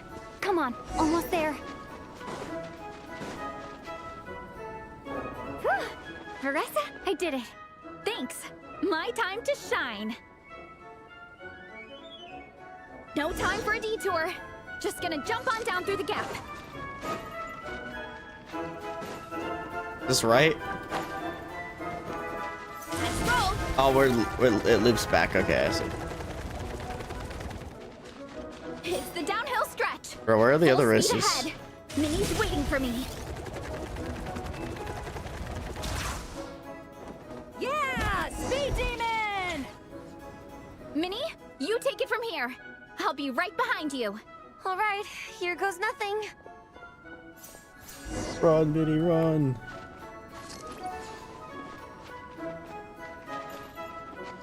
This is how they do it. They just have Minnie run. Oh, we follow.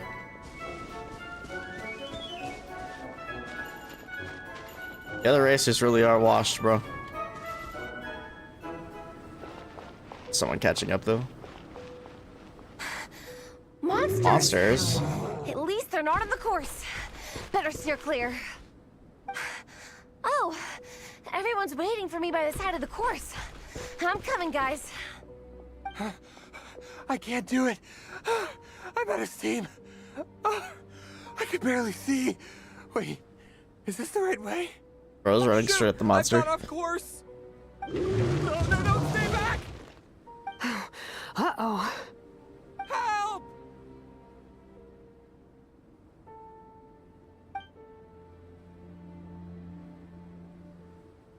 How is she gonna help, though? It's fine. I'll keep going. I gotta get a good ranking. I don't want to drag this team down. I believe in you, Minnie. I do too. Let me help you. I know, I should keep Oh, she's going, getting passed. I'm sorry. I can't ignore this. Quick! Over here! Someone's injured. We have to help them. Vressa! Traveler! On it.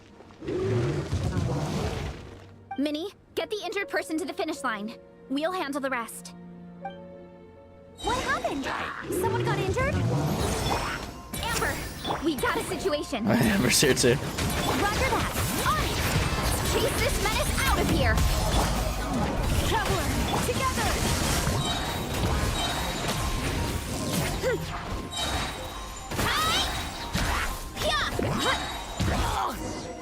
Damn bastards, you had to ruin the race.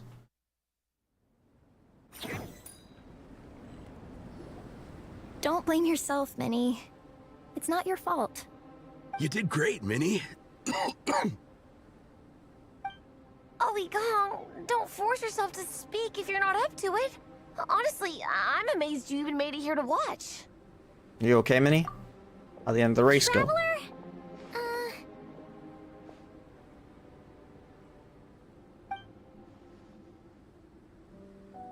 It's okay. I'll explain.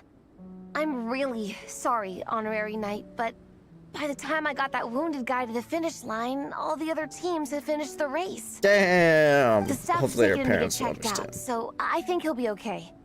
But we didn't get the results we wanted. I'm sorry.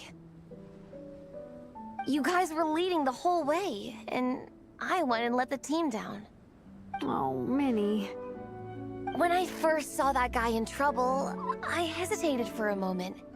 Everyone's worked so hard to get here. If I hadn't gone back to help him, we would have actually gotten a decent ranking. Amber and the emergency staff were nearby, and you guys weren't far away either. It's not like he would have been in life-threatening danger if I'd carried on. But I just couldn't tear myself away. It's okay, Minnie. What do you mean? It totally was life-threatening, though. How could any of us turn a blind eye to a person in need? Wherever the Soul Blazer treads, help is always at hand. Wait, where's that line from? She doesn't know. Brain just came up with it on the spot. Thanks, Captain. Minnie! Thank goodness you're okay. I was so worried. Minnie! You could have put your life at risk. Please, don't ever scare us like that again. I'm sorry. A minor incident ended up dashing your hopes of victory. It sucks, but that's life sometimes. You bust a you bust a gut, okay, and still end up with nothing to show for it. But nothing is wasted. Everyone had fun along the way, and seeds planted today may still bear fruit tomorrow. Minnie still looks a little frustrated, but she'll get through it. Minnie, are you all right? Are you hurt at all? Oh, hi, Ref.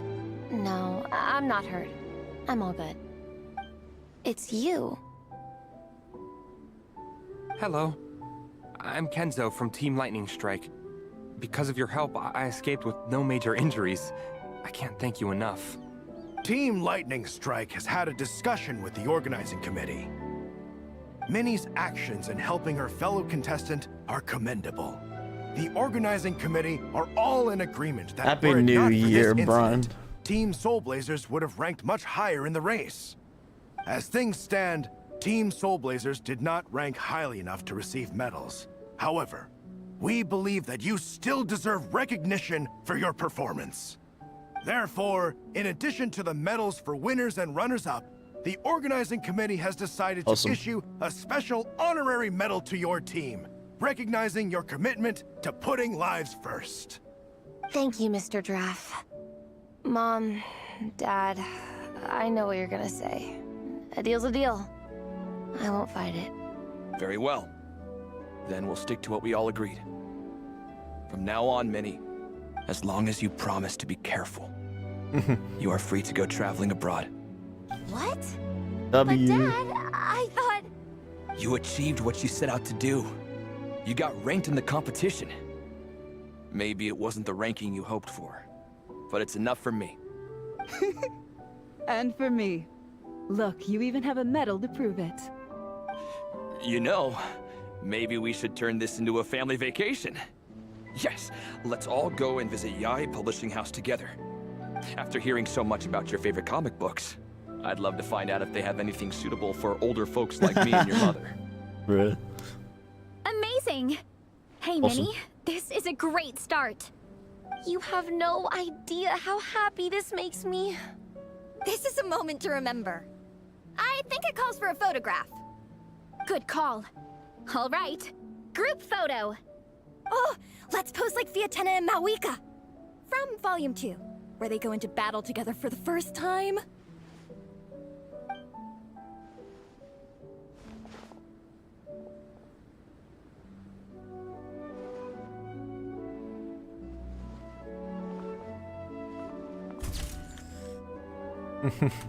Wholesome.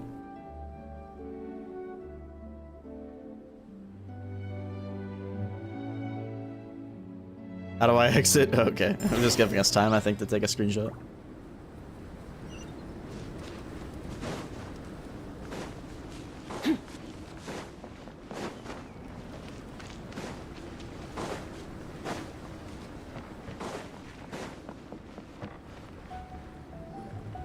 Well, we weren't the winning team or the runners-up.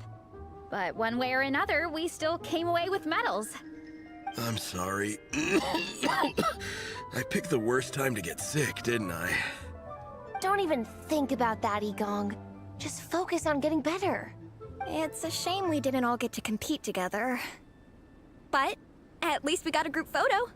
If anyone has regrets, I say we come back next time and go for gold. I'll be back. Imagine they do this. Take it this easy, event again. Igong. Next time, you can start by not getting ill. Captain, I think I'll join you for training next time just in case. Maybe do it somewhere else instead That of way, on I can fill in Dragon if Spine. someone has to drop out at the last minute. It's decided then. The Soul Blazers will return for the next cross-country challenge. I'll be there. It's a deal. I do actually think that'd be cool if they did it again. I don't know what they'd do for the story this time, but we did get some Varessa and Shalonen characterization and development too. Nice. Okay, so now let's go do the rest of Durin's. Head to Dragon Spine. How convenient.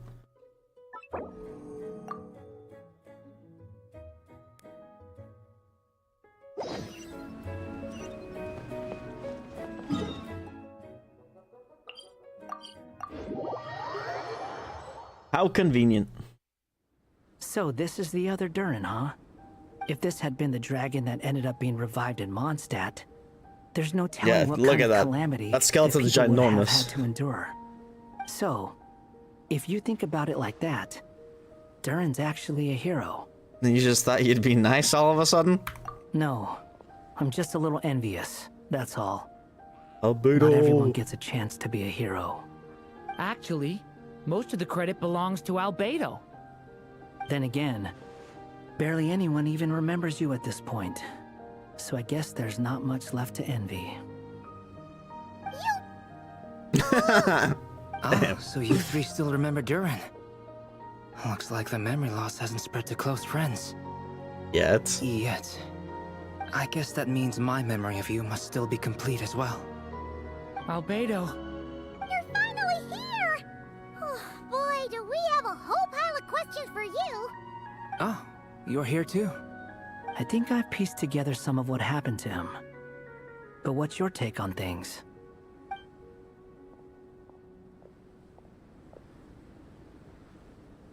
Master Jean filled me in on what happened, and I've got a few theories.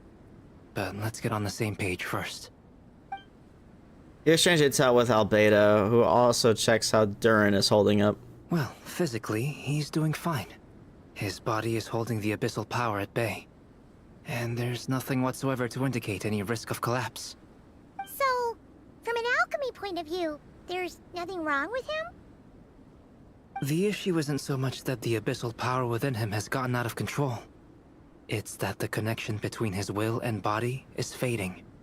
If he ends up losing his conscious will, his body will fall back on its biological instincts. And that's when the abyssal power within it will take over. But if that happens... This book mentioned a witches' gathering. It seems like quite a few of these witches got themselves involved in Durin's case. Which brings me to my theory. Bringing Fairy Tale Durin into this world to replace the Durin on Dragonspine means using one Durin's fate to overwrite the others. But the power of alchemy alone would not be enough to pull off such a feat. It would have required the combined use of Miss Barbeloff's astrology, my teacher's alchemy, and Aunt Alice's magic. After learning of Miss Barbeloff's prophecy, Durin and I finally came up with a way to settle the Dragonspine Durin problem for good. And I took care of the alchemy side of things, which, looking back on it, seems to have been a part of their plan all along. So now, there's only one thing missing. Magic, right? As for the fate theory our friend in the hat just mentioned, I still can't figure out how any kind of magic could possibly influence the fate of Tevat. But I'm certain that the answer lies within this book. So, the reason Alice had us complete this book was to make that magic possible? A form of magic powerful enough to rewrite fate itself. Well, we've no time to lose. I just need to take a look at the book. The next part of the story most likely relates to me. So the memory that unlocks it must be connected to me too. The final page. The giant tree was home to a broken branch, the shape of its splintered arm aligning perfectly with the branch that had burst forth from the castle walls. Join yourself to that broken bough, for there you may take root at last, and henceforth bask in the sun and rain of the world beyond the castle. But first, fetch the stickiest clay and let it bind the scar of the break. I see. Oh, flashbang. First, fetch the stickiest clay and let it bind the scar.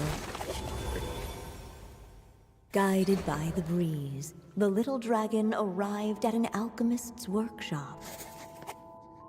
There he was greeted by a clay figure, a child molded by the My fairy witch's eyes. hands. Yeah, that's how I felt, bro. Though gentle in appearance, he had inherited his mother's cold, sharp wisdom. And he was determined to avert the calamity the evil dragon would bring, and so was his helper, none other than the little dragon himself.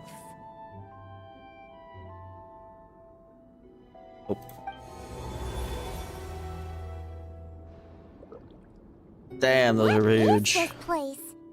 It looks like it's modeled after an alchemist's workshop. Or rather, a cliched stereotype of one. Albedo? Hold on. Why do I look like this? Albedo's a clay figure. We forgot to tell you. Because that's what it said. The characters in the story are reflected in how Durin sees them. At least you're still human-shaped? Well, since I forgot that Wander got turned into a cat guy. That must mean the two of us are both characters in the story. But you, Paimon, and Durin haven't changed at all. You must be special figures in some way. I'd like to know more about that too. But seeing as none of them can explain it, let's just concentrate on moving the plot forward. Let's take a look around.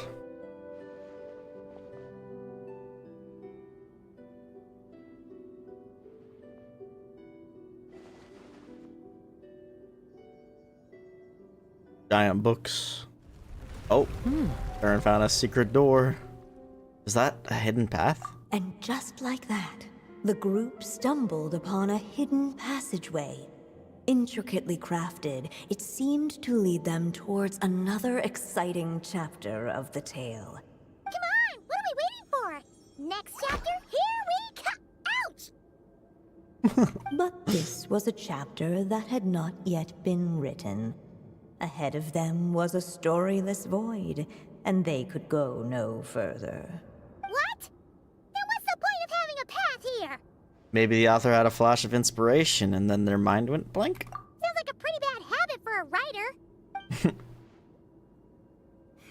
A heart? Over here. I found something. What the clay figure found was none other than the evil dragon's heart itself. Though the creature had perished long ago, its heart was still there, pulsing away and growing warmer with every beat. Linux is just harder to understand if you don't know it. It's not like Windows or Mac OS where pretty much anyone can figure it out. Linux, I think, technically has the ability to be a more powerhouse operating system, which is partially why they put Linux on the Steam Deck. Not only that, they don't have to pay for Windows licensing, but Linux on the Steam Deck makes sense because it's a very lightweight OS. Therefore, they could put more performance into the games instead of running the OS in the background. But the issue is that Linux also has very many different distributions, and it's not all the same. Steam's is a little different than your typical Linux, I believe. And so yeah, you gotta figure that kind of crap out. Willow is a computer scientist, like actually, as their profession. So if anyone could have figured it out of the friend group that I have, it would have been Willow. And I'm glad Willow did. Willow's crazy. Willow also, that tutorial, like, that's crazy. That was amazing. Yeah, Willow's the GOAT. Willow is the GOAT. And the clay alchemist knew what it meant. That the evil dragon would return one day, just as the prophecy had foretold. Yet, guided by his mother's wisdom, he foresaw another fate. Yeah, they sent it to me too. If the alchemist could bestow this heart upon the little dragon, he might be reborn in the evil dragon's stead. Only then would the evil dragon's heart grow still, and the little one inherit its tale. I was very impressed. Sounds like this chapter's about Albedo bringing me to life? Holy shit, Evanescence reference? I'm sorry. This would have been over the minute I finished the transmutation. So why is Durin still being forgotten? There has to be some other reason.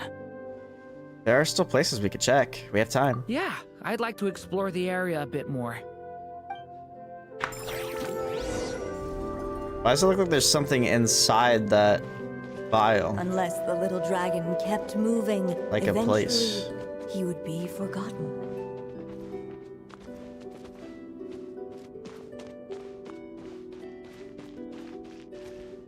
Destroy the heart of the evil dragon. Use with the heart of the evil dragon.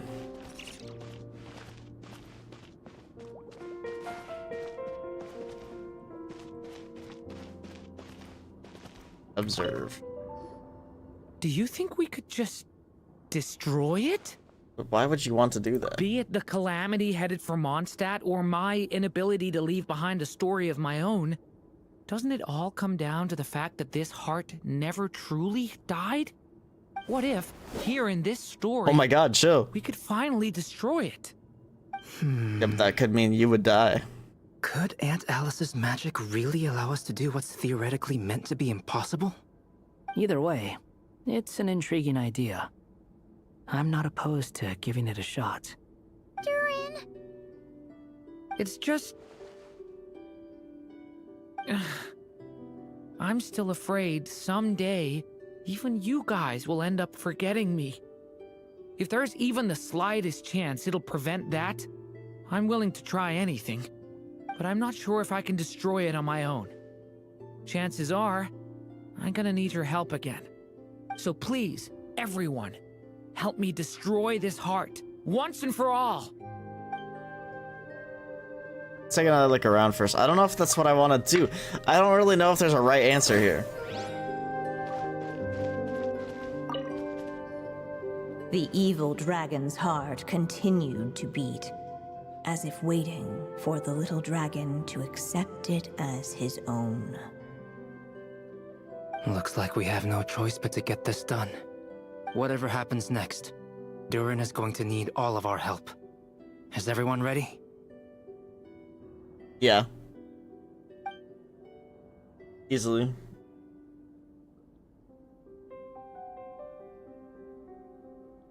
I don't really know. I don't really know. I feel like fusing's bad. That's just they didn't talk about it a whole bunch. Where should it destroy? We'll see what happens. So please, everyone, help me destroy. Yeah, for me it goes heart, Genshin, ZZZ, HSR. I've been actually pretty disappointed with HSR lately. Alright, ready when you are.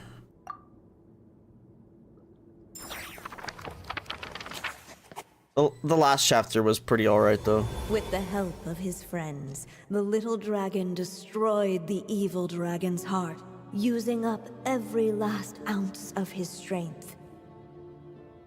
In his eyes, this would ensure that his story I think I made the wrong choice. alone remained in the world beyond the castle's walls. But the evil dragon's heart was like a great tree with roots digging deep beneath the surface. Cutting off the branches did not kill it. No, it just made it impossible for a new branch to take their place. The gnarled You don't have to auto battle. It's more efficient to not, but biding their time for a chance. or I shouldn't say more efficient, but Cut off from their source, the rootless branches above the surface. it's kind of like how in withered away. it's kind of like how in Persona 5X you can put it on auto, so like you can kind of like do stuff and not pay attention to the game. But it's better if you manually do it because you'll more than likely get lower cycle clears, and that's how the end game is. You want to clear it within a certain amount of cycles. But yeah, I mean, HSR, it's more narrative driven, but the issue is that the narrative is usually too much, in my opinion. It's just, like, all of the Hoyoverse games have a lot of yapping in it, and it's to varying degrees of quality. I like Genshin's the most. ZZZ lately hasn't been the greatest either, in my opinion, but ZZZ in 1.x, so like the first year of patches, fantastic. Year 2, I wasn't a big fan of it, but they finished the arc, so hopefully they'll move on and start a different story. But that's HSR is very narrative driven, and it's funny because the 3.x patches, so this year of patches, has been the story in it is longer than the entirety of Genshin Impact from 1.0 to 5.0. Or sorry, to 6.0. That's insane. And it's almost all, I mean, it is all in 3.0 to 3.8, I believe. Yeah, it is crazy. I think ZZZ has the best combat system, but I like Genshin's more still. Like, I think Genshin's combat's fun. I don't think it's as good as ZZZ's, but I think the open world and all the exploration you can do in Genshin makes it a more fun game for me. But that's not for everyone. A lot of people don't like open worlds. I love open worlds.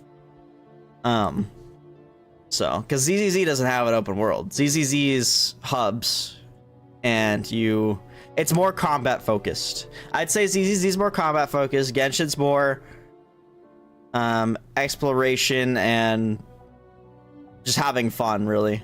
But it also has a really good narrative. That's what I really like about Genshin as well. Is it's got a good story attached to it. But and then HSR is very narrative focused. And another issue I have with HSR is that it is very meta dependent on endgame. Like all three of them are, but HSR especially, since there's no working around numbers because it's a turn-based game. So it's all dependent on stats and weaknesses and team building, which, I mean, once again, all of them are kind of that way. But when it's strictly numbers and there's no skill expression with movement and dodging and Genshin creating reactions or grouping things, it's like it's just a very different type of game. And HSR is, I think, the least free-to-play friendly. I don't play any of these games free-to-play, but I pretty much only do the monthly subscription on all of them and Battle Pass. But it's just like, I don't know. HSR, it does well for Hoyoverse monetarily wise, because it makes a lot of money. Because people are constantly polling for new characters, because they'll release two new 5-stars every patch, and you're pretty much expected to pull for most of them, because if you don't, you're not going to complete the end game, which is my biggest problem with HSR as a game. It's the most predatory gacha, in my opinion. But whereas in like Genshin and ZZZ, I'm still using characters from year 1. ZZZ's only 2 years old, but Genshin, we're in year 5, year 6, about to start year 6. I don't remember, something like that. And I'm still using characters from year 1 in endgame. I used several today.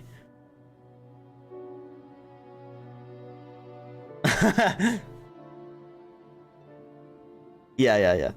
It's because between the 3 games, it's pretty much that way. But I don't know. It's just insane. That's what gachas do, though. They sell you characters and weapons. The little dragon story faded into nothingness, and in the world beyond. There's my little rant about the 3 Hoyoverse games. The evil dragon's tale endures. Oh, and I will say, it's not, HSR isn't all bad. The story actually is pretty good in HSR overall. The issue is that the pacing and presentation of it is really bad sometimes. Especially since in HSR, they don't do a lot of like camera panning or any unique animations or anything. It's just they stand there in a circle and they talk and they talk and they talk. Which, once again, all 3 games do that a little bit. But like Genshin, especially lately, has been putting a lot of different animations into their stuff. And ZZZ is more of a visual novel when it comes to when they're talking, but they've also got some really good animation with cutscenes and stuff in between. You need to stop dropping characters that I care. See, that's how they get you. That's the gotcha thing. They're getting you. Who have they released in P5X that you've been wanting lately? Who am I? Is this me? And so the story. Oh shit! It's back to his the little dragon fading from his sight, event dragon, leaving nothing but the evil dragon's shadow in his place. All right, we can rewind, right? I mean, I feel like it's gonna force me to. Oh, the Velvet Twins. Okay, so Caroline and heck, I can't remember their names. So the story is over? Oh no! That means Durin! We got the bad ending. What do we do now? Alice? Hello, children. If you're hearing this recording, it's because you've reached a certain ending. Alice? You may have noticed that little Durin. That scared me. It's probably fireworks. Written into the pages of this book.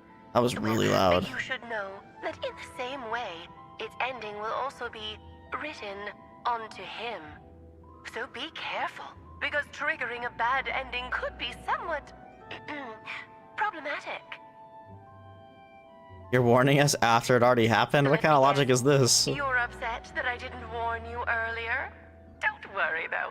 I've thought it all through. I built a very special feature into this book, just for you, the witnesses of this tale. So, go ahead. See if you can turn back the pages. If you're not happy with the ending you've reached, just Yeah, I know, way too early. pages and let the tale unfold once more. At least I'm hoping it was a firework and not a gunshot. It was really fucking loud. Talk about a plot twist. Pretty incredible, huh? That's the power of magic. Oh, Alice. Flip back. Alright, so definitely was supposed to merge. That's what they did anyway. I don't know why I didn't just do that. Oh, we were like changing the ending though. Unless the little dragon kept moving, eventually he would be forgotten.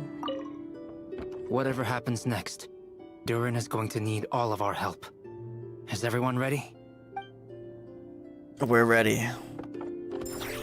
What the clay figure found was none other than the evil dragon's heart itself. Though the creature had perished long ago, its heart was still there, pulsing away. I remember and back in growing warmer with 1.2 every seeing that breath. heart beating in Dragon Spine's And the cave. clay alchemist That was knew crazy. what it meant. That the evil dragon would return one day, just as the prophecy had foretold. Yet, guided by his mother's wisdom, he foresaw another fate. If only the alchemist could bestow this heart upon the little dragon, he might be reborn in the evil dragon's stead. Only then would the evil dragon's heart grow still, and the little one inherit its tale. At last, the little dragon accepted the evil dragon's heart, and a new life came into being. The evil dragon's heart beat in his chest, and the little dragon's soul guided him forward. Thus did the prophecy hold true, even as fate had been rewritten. And so was the little dragon born anew.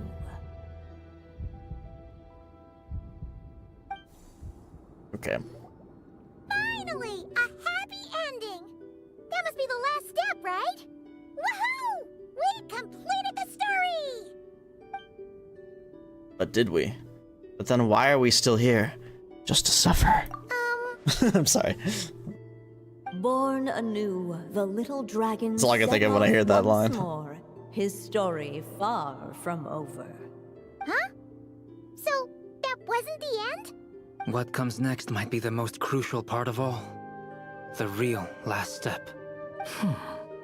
If fate really is as devious as they say, then I say, show us what you've got. Wow! Scara should just stay as a cat. You good, bro?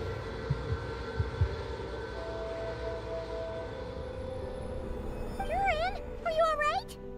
The evil dragon's heart was now one with the little dragon, yet the dark power within it still lingered. Would the little dragon dare to hold this power back, or would he simply give in? Hey! What kind of question is that? Of course he's gonna control it! What choice does he have? Time is running out. What? So, will the little dragon dare to hold this power back? Or will he simply give in? Why is she glitching out? What's up with the narrator? Why is she glitching out, bro? Oh, what? We have a minute? Would he dare to hold this power map? Or would he simply... We don't have enough to hold back the darkness. The little dragon and his companions. Blank. Blank again. Huh? What's going on? Are we running out of ink? Once the ink runs out, is that the end of the story? I had a feeling this would happen. This is gonna be another rewind. What's happening to the others? Now that the story's ink was spent, all that lay ahead were blank pages. Oops. Oh god, it's gonna make me go through this whole thing again, or can I just say rewind? Looks like you've discovered another possible ending. Okay, it's different. Do not lose hope. You just need to keep searching, for there are possibilities that only you can bring to life.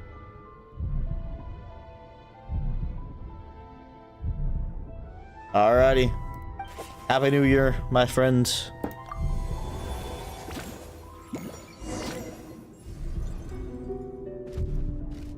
Would he dare to hold this power map? Or would he simply give in? I have to wait it out.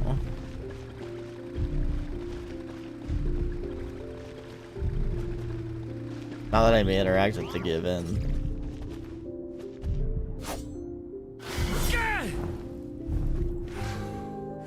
Would he dare to hold this power map? Or would he simply give in? Wait, I guess.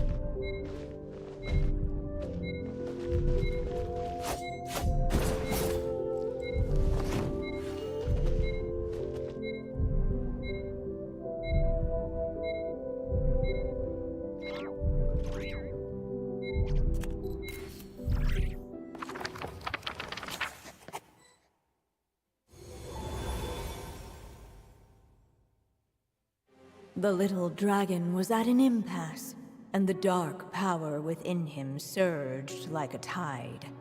Unchecked, the darkness engulfed everything around it, including the little dragon's that sounds bad. The little dragon's story faded into nothingness, and in the world Oops. beyond the castle, Guess I'm picking all the wrong answers only today. the evil dragon's tale endured. Is this me? We're back here again. And so the story ended, with the little dragon fading from sight, leaving nothing but the evil dragon's There's sirens shadow now. in his Maybe that wasn't a firework.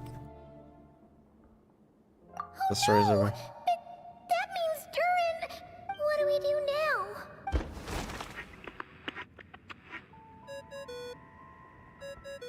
Damn, I'm picking all the wrong answers. I just returned to the castle. Looks like you've discovered another possible ending.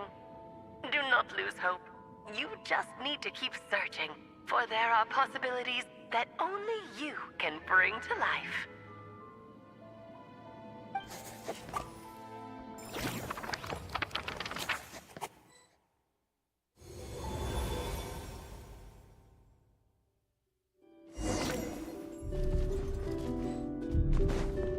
Return to the castle. Returning to the castle. Seems like you're torn about something. I just never thought crossing over into a new world would create so much trouble. All I wanted was to make some friends. I'm starting to think I kind of miss being in Simulanka. You might look back on it with fondness, but if I were you, I wouldn't miss it. Why? Sometimes, moving on with your life comes at a cost. But that's better than going nowhere at all. You don't have to worry, Durin. No matter what problem you face, there will always be a solution. Okay. Sometimes I wish I could just go back and see it again. Story will eventually reach its conclusion. As the little dragon slipped back inside the castle's walls, the clamor of the outside world fell away. There was no danger here, No problems for the little dragon to resolve. As soon as his mother finished her story, it was time for the child to drift off into the world of dreams. And so the story ended, with the little dragon fast asleep in his castle, just like he had never even hatched. It's another What's bad going ending. on? I feel so weak. Hey, what's happening? Durin, wake up! We've reached an ending. Shit, what's the answer then? This can't be how it ends. Durin promised to bring back everyone's What the memories. heck? There's no way he'd accept an ending like this. Oh boy, here we go again.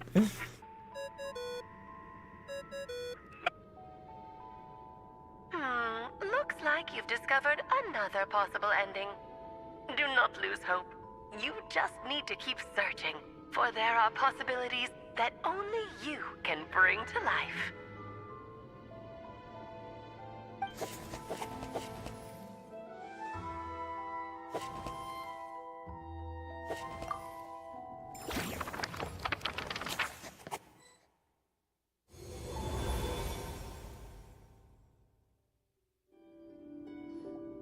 What's going on here?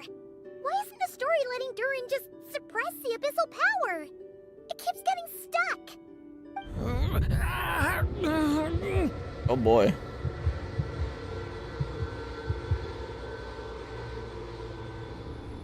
Bro, you might go to the hospital for that. It seems the act of suppressing the power counts as an event in the story. In other words, we would need ink to write it in. So, what now? Did we use too much earlier? How are we supposed to write a happy ending with only this much left? It's possible. It's just not time for the story to end. Well, this is Durin's story. As long as he's alive and well, why should it end? If there really is such a direct correlation between the story and his fate, I may have a potential hypothesis. Durin was, and still is in essence, a storybook character, written into being by M.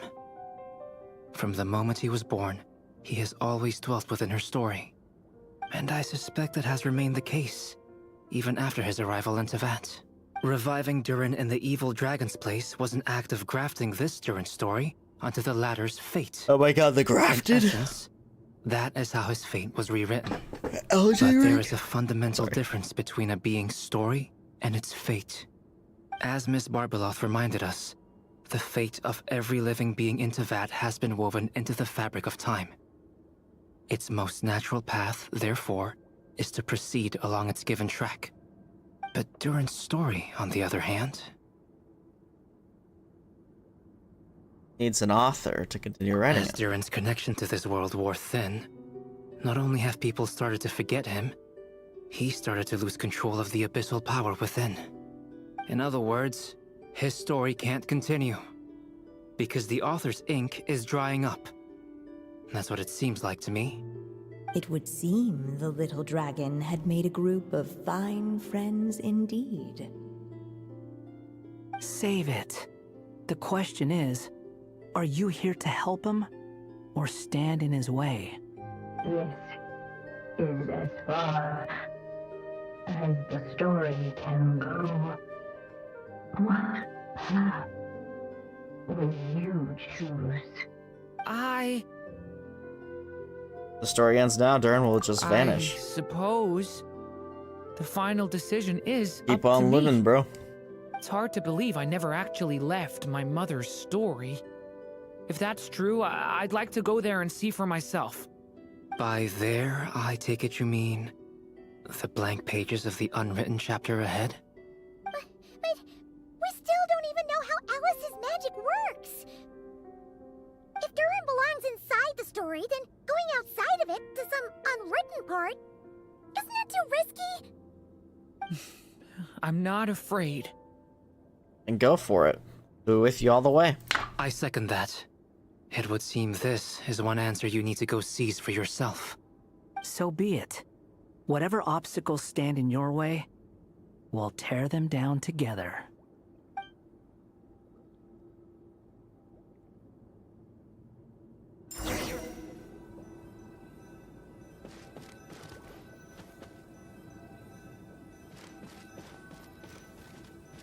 facing that invisible wall. It was as if the little dragon was staring at the uncrossable edge of existence itself. And all of a sudden, it began to fracture, as if struck by some transcendent will.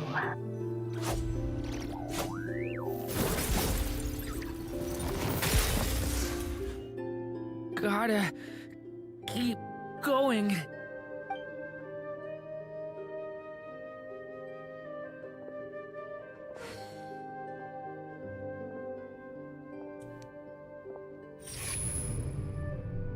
Oh, flashbangs.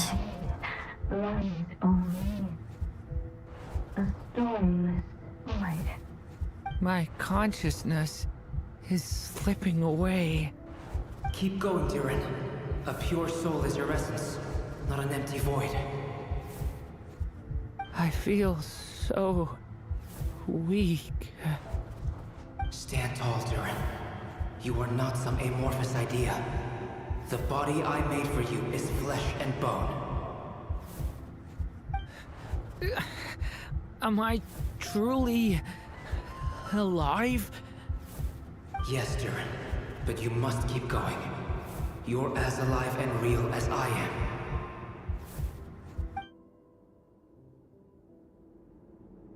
I can't feel a connection.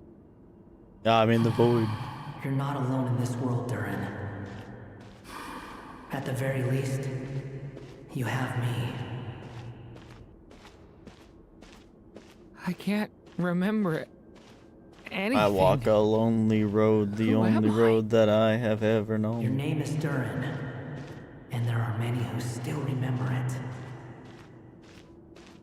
My name is Durin. You're taking too long. My name is what? Come on, Durin, run! In this world, fate waits for no one. Wait! Where am I meant to go? What am I supposed to do? Go make your wish come true, Durin. My wish?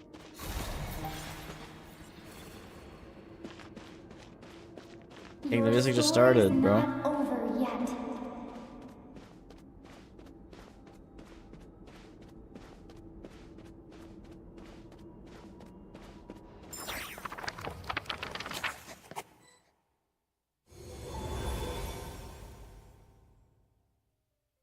My God. Silence, huh? Have you nothing to say about my proposal? Let me get this straight. You want to graft your story onto this unfinished thread of fate, and in doing so, not only rewrite that fate, but allow the story to live on. Quite the brilliant idea. Still, the story's survival depends entirely on whether the author keeps writing. Exactly. And the moment foretold by the prophecy is still centuries away. I see. I thought my own ignorance might be the problem. That I'd asked more of the noble science of alchemy than it could ever deliver. Or that I had failed to discern the heavenly signs and grasp the secret truth underlying the prophecy. Little did I imagine that time itself would prove to be the greatest hurdle of all.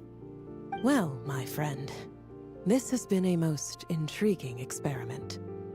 And from an academic perspective, at least, I don't think it was a bad proposal. Someday, the prophecy will come to pass. So remember, my friend, much like the stars themselves, there will always be something that transcends the test of time.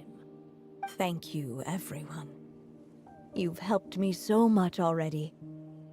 But, Alice, I still have one final favor to ask of you. Will you lend me your magic one last time, just enough for me to keep his story alive until the prophecy is fulfilled?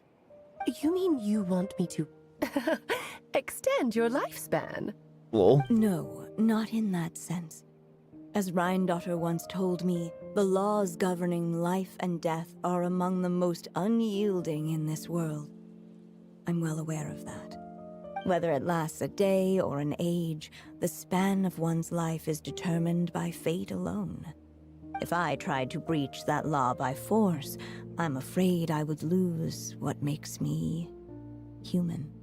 This is not a path I want to go down. If I am to die, then I shall die a human.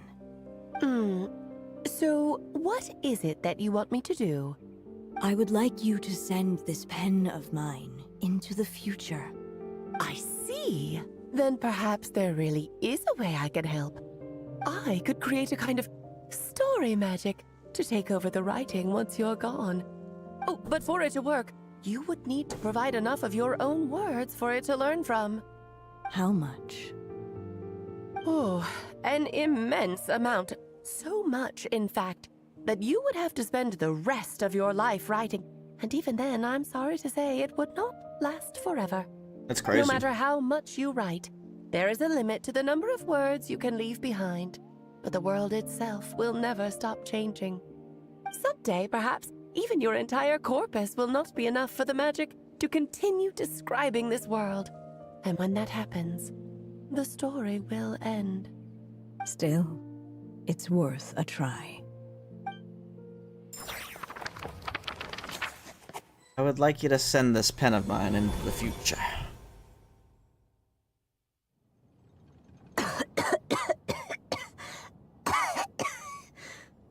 Oh, my dear Anya. Even after all this time, you're still... Look at you. You should be enjoying your old age in peace and quiet, especially now that things are finally returning to normal after that terrible calamity. Once he leaves Simulanka, things will only get more complicated. If his story is to continue, there needs to be more material for the magic to draw upon. I'll just have to skip over some of the less important details.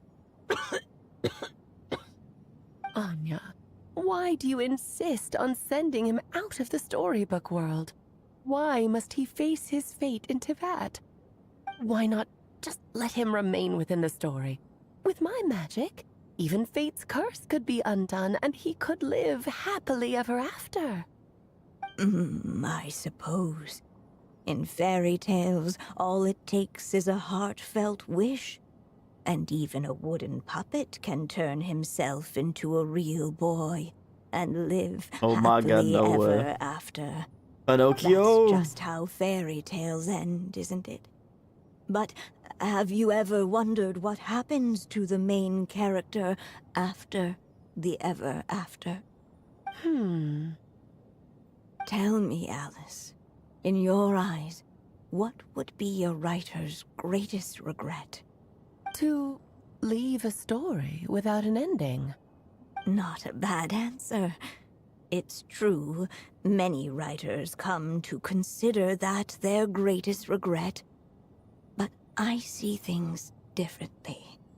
My greatest regret is that every story I write has to come to an end in the first place. Anya. No matter how brilliantly a character shines, the moment their story ends, their potential is lost forever. For them, the story itself becomes an inescapable fate. But what if, instead, I could place my pen in their hand and let them continue the story themselves? That's what Durin would do. You mean... You said it yourself. I can only leave so many words behind. Even with your magic, the idea that I could keep the story going until the prophecy comes to pass is wishful thinking at best. But I've found a way to use your magic to transform some of my finished stories into a special kind of ink. This ink is a magical medium he can use to complete the story the way he wants to. For what is storytelling but another kind of magic? And if he can experience the whole tale himself while leaving behind his own wishes and aspirations, even once he reaches the chapter where I stopped, he'll still be able to carry the story forward on his own. And so, by leaving him this ink, I can entrust him with the responsibility of writing his own story. Character with the power to write their own story. That way, he'll finally be free from the cage that is my pen. And like anyone else living in the real world, he can go on to create a life of his own. And you no longer need to worry about the constraints of my magic. What a brilliant idea, Anya. But there are still risks. First of all, once he arrives in Tevat, he'll have to rely entirely on the story you left him to maintain his connection to that world. As you gradually hand over creative control, that connection will grow weaker, and at some point, he might lose it altogether. But at the same time, he'll also have the chance to forge that connection for himself. The issue is, this method taps into too many of Tevat's core secrets. Any overt hints you try to leave will be erased in no time. In fact, it'd be hard for you to leave anything at all to guide them. We still have the story itself, though. I can use that to show them the way. It's entirely possible he burns through all your ink, never reaches the chapter you had in mind, and gets stuck, roaming the chapters of his past. But despite all that, I still believe in what this child can become. His hopes and wishes can be his ink, so he won't be trapped by mine running dry. Oh, what the writer you are, Anya. Your imagination never ceases to amaze. And you do know how much I love a happy ending. You shall have my help, my dear. Thank you, my friend. Well then, my child. Do you understand what you must do? Yes, I think I do. It's my turn to keep this story alive. Then what's holding you back? What will become of you after I take up this pen? I will fade away. There will no longer be a reason for me to go on existing. Rip. My child, or your mother, I should say, passed away long ago. The voice you're hearing is nothing but a magical echo that has now fulfilled its purpose. You needn't feel so reluctant to let me Rip Part 2. I know my mother died long ago. It's just, when you lose your mom too soon, it's hard to tear yourself away from the stories she used to read. I guess it's a silly way of pretending she's still here, by your side. Durin.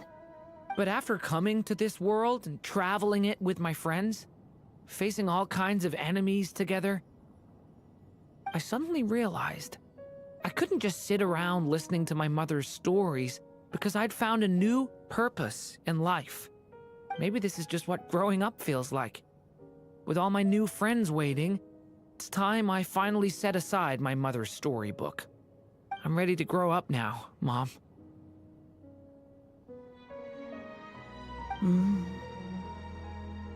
Then take this. A gift I should have given you a long time ago. You've witnessed this story from the very beginning. Made your wishes, offered your blessings, and even wrote your choices into its pages. From here on out, this pen is yours. Now I ask of you, the other pillar of this story, as both its reader and its witness, will you turn the page so the next chapter can begin? Turn the page. You turn the page, the next chapter can begin. Suddenly, and without warning, the powers of darkness struck. The question was, could the little dragon prevail? Alas, it was here that the story witch's tale had to end. But Durin's tale, on the other hand, had only just begun. Boom. Stepping into his mother's memories, he picked up her pen. And so the story that was ending began anew. He had made up his mind to challenge the fate that barred the way ahead.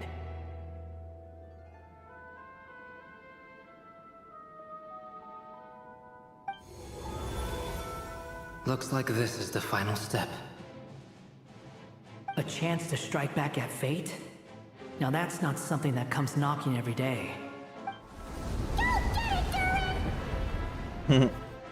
Gotta beat himself.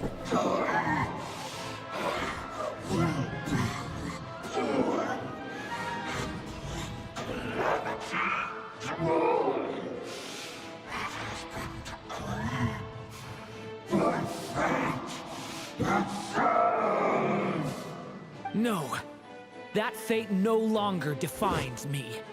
In the end, only my story shall endure.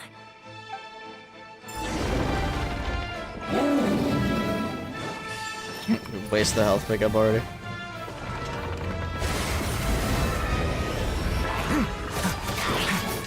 Oops, I messed up. Watch out! Decay! New life!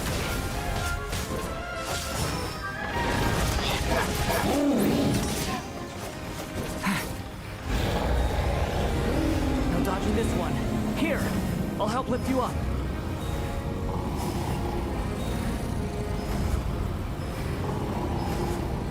Hello?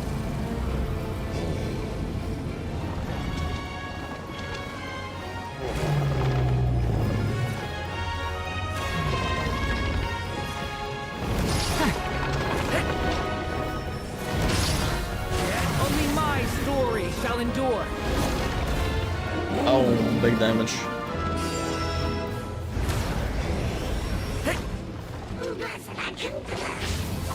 Stay back! A turning point in...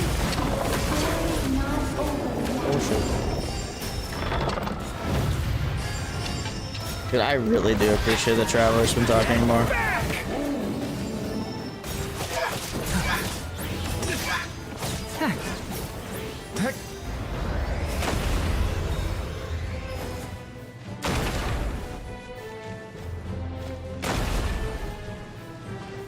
Looks like there's nowhere to hide. Here, I'll cover for you.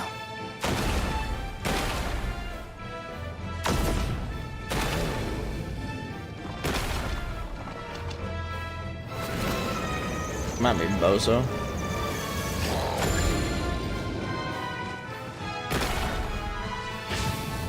This time, the light prevails. El Bozo.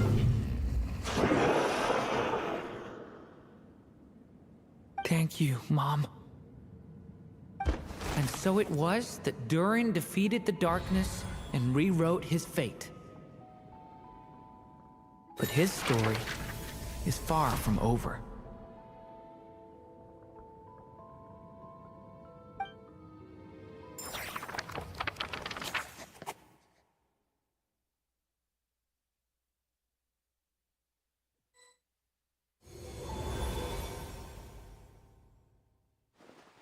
Is everyone okay?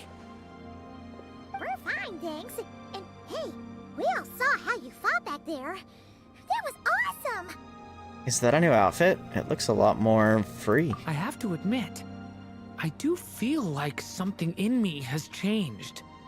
I owe you all so much. Without your help, I don't know if I could have ever made it this far. Just a shame I could only help out from the sidelines. Like I said before, it's not every day that you get to put fate in its place. Well, I'm sure you'll hear it someday. Hear what? The chance to strike back at fate knocking at your door. Yeah, maybe someday. Allow me to just check one thing.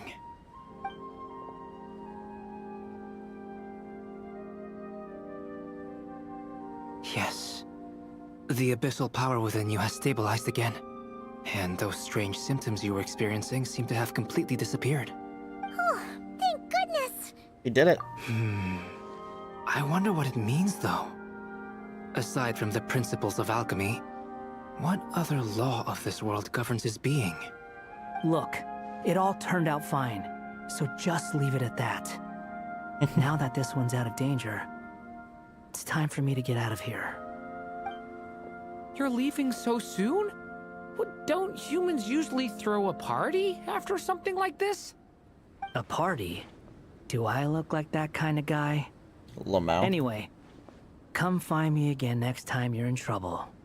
That's what friends are for, right? Some people never change. In a way, though, he is right. This is Durin's moment to celebrate, not the time for academic discussions. Hey, I don't blame you for asking. And honestly, I'd be perfectly happy to talk about it. It's just, I wouldn't even know where to start. It's all right. I'm sure we'll get a chance at some point. After all, your story's only just begun. All right then. Traveler and Paimon, we'll part ways here. Given the extraordinary nature of the things we witnessed today, I need to make sure it's all recorded properly. Okay, see ya! So, it's party time next? Huh?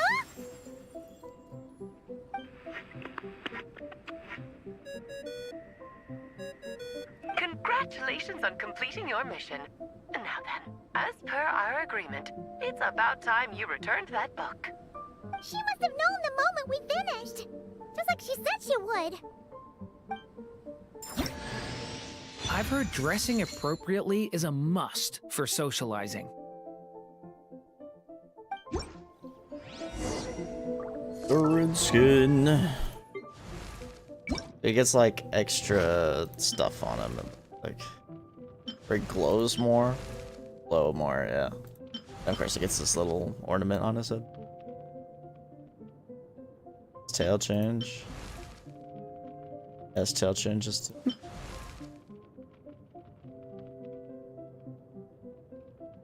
Does this outfit suit me better? I trust her judgment. Ripped out. Where do we come from? From the womb. Sorry.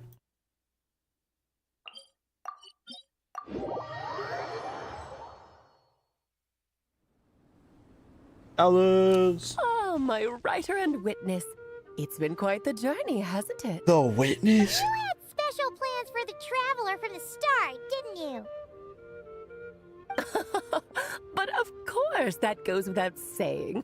For a story to live on, it needs both a writer and a reader. Only then can my magic take effect. I chose the traveler as the witness because of the special nature of who she is. It's not easy finding someone with that kind of background, you know. For a moment, I even considered taking the role myself. Well, you were the only one who understood that what was going on. At least it made for an interesting story, Yo, right? Ventu! Huh? What are you doing here, tone-deaf bard? With the Hexen Circle carrying out such a risky experiment in Mondstadt, it didn't cross your minds that the Animo Archon might be slightly curious? Sorry for the trouble, Lord Barbados. Think nothing of it. I dare say the Animo Archon quite enjoyed This is coming such a along for the crazy ride. screenshot. Now then, as agreed, let us see the fruits of your labor. Imagine sending this Here, to someone at 1.0. Please take a look. Well. Somehow, despite all my careful planning, it still turned out to be full of surprises. It never even crossed my mind that Rhindotter's child would be capable of handling that kind of alchemy in her stead. When he asked for help with the materials, oh my, I nearly couldn't believe it. If only the others were here too, we could all celebrate together. I'm right here, you know. The only one who hasn't responded is the one busy stuffing her face over there. Is that you, Barbie? A little late to the party, don't you think? Come here, child. Let me take a closer look at you. All right, Aunt Seer Witch. Here I am. Just as I thought.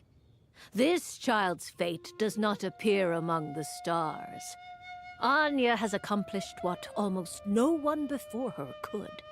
What does that mean? Child, all you need to know is that you're very lucky indeed. Oh. So, what does it mean?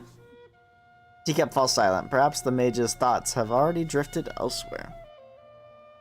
Just like how she was in the story, huh? Tell me, little Durin, what will you do next? I, for one, cannot wait to see how your story unfolds. Well, there's so much I want to do. I'm not even sure where to begin. How about settling your most recent regret?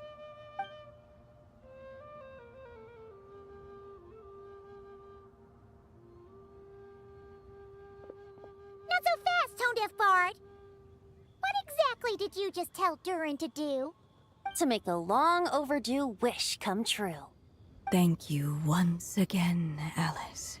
How much time do you have left? I believe these should be my final moments. Just enough time to say goodbye to my dearest friend. Death number 3. This feels like having to say our final goodbyes all over again. I don't like it. Not one bit. I don't know how to respond to that. Strange. You were always such a cheerful figure in my stories. I even dubbed you the Merry Witch, you know. Oh, please. You know full well it was your stories that first taught me what true pain and sadness felt like. Aside from saying goodbye to me, shouldn't you also leave a few words for the child? Since the book will be his to continue, why don't you write him a little parting note? There's no need. His mother already did that long, long ago. All that remains is for me to convey it on her behalf. Flashbanged. Oh, it's her. My child, these may be the last words I get to leave you. I've always thought of the characters in my stories as my children, loving each one of them, just like a mother would. But you are the most extraordinary of them all. You alone can defy the fate of this world and write the perfect ending to my story.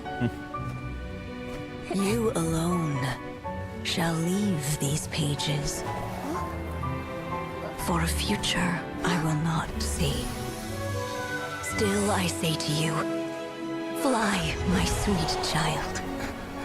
Just like a forest breeze yearns for the open sky, head into the unknown and seek an adventure to call your own. If you meet a dragon bright as 1,000 jewels, dance through the air together. The fallen.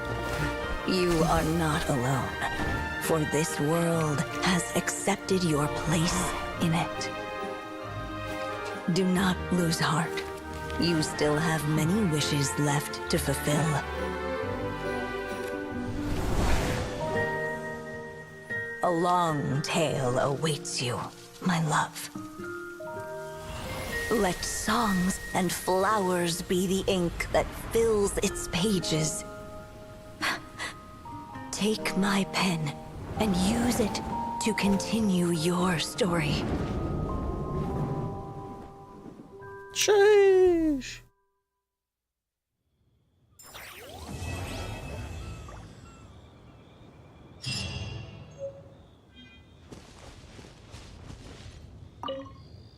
There you go! Your very own copy of the book. We wouldn't want one of the story's key witnesses to leave empty-handed now, would we? Of course, this copy isn't magical in the same way, but rest assured, all the twists and turns are still there.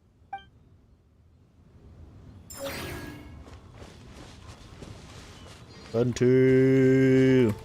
And so they flew together, Durin and Dvalin, over the skies of Mondstadt. Who'd have thought such words could ever have described a happy ending, huh? The end.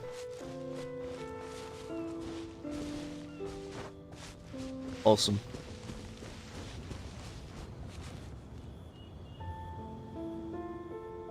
Magical game, man.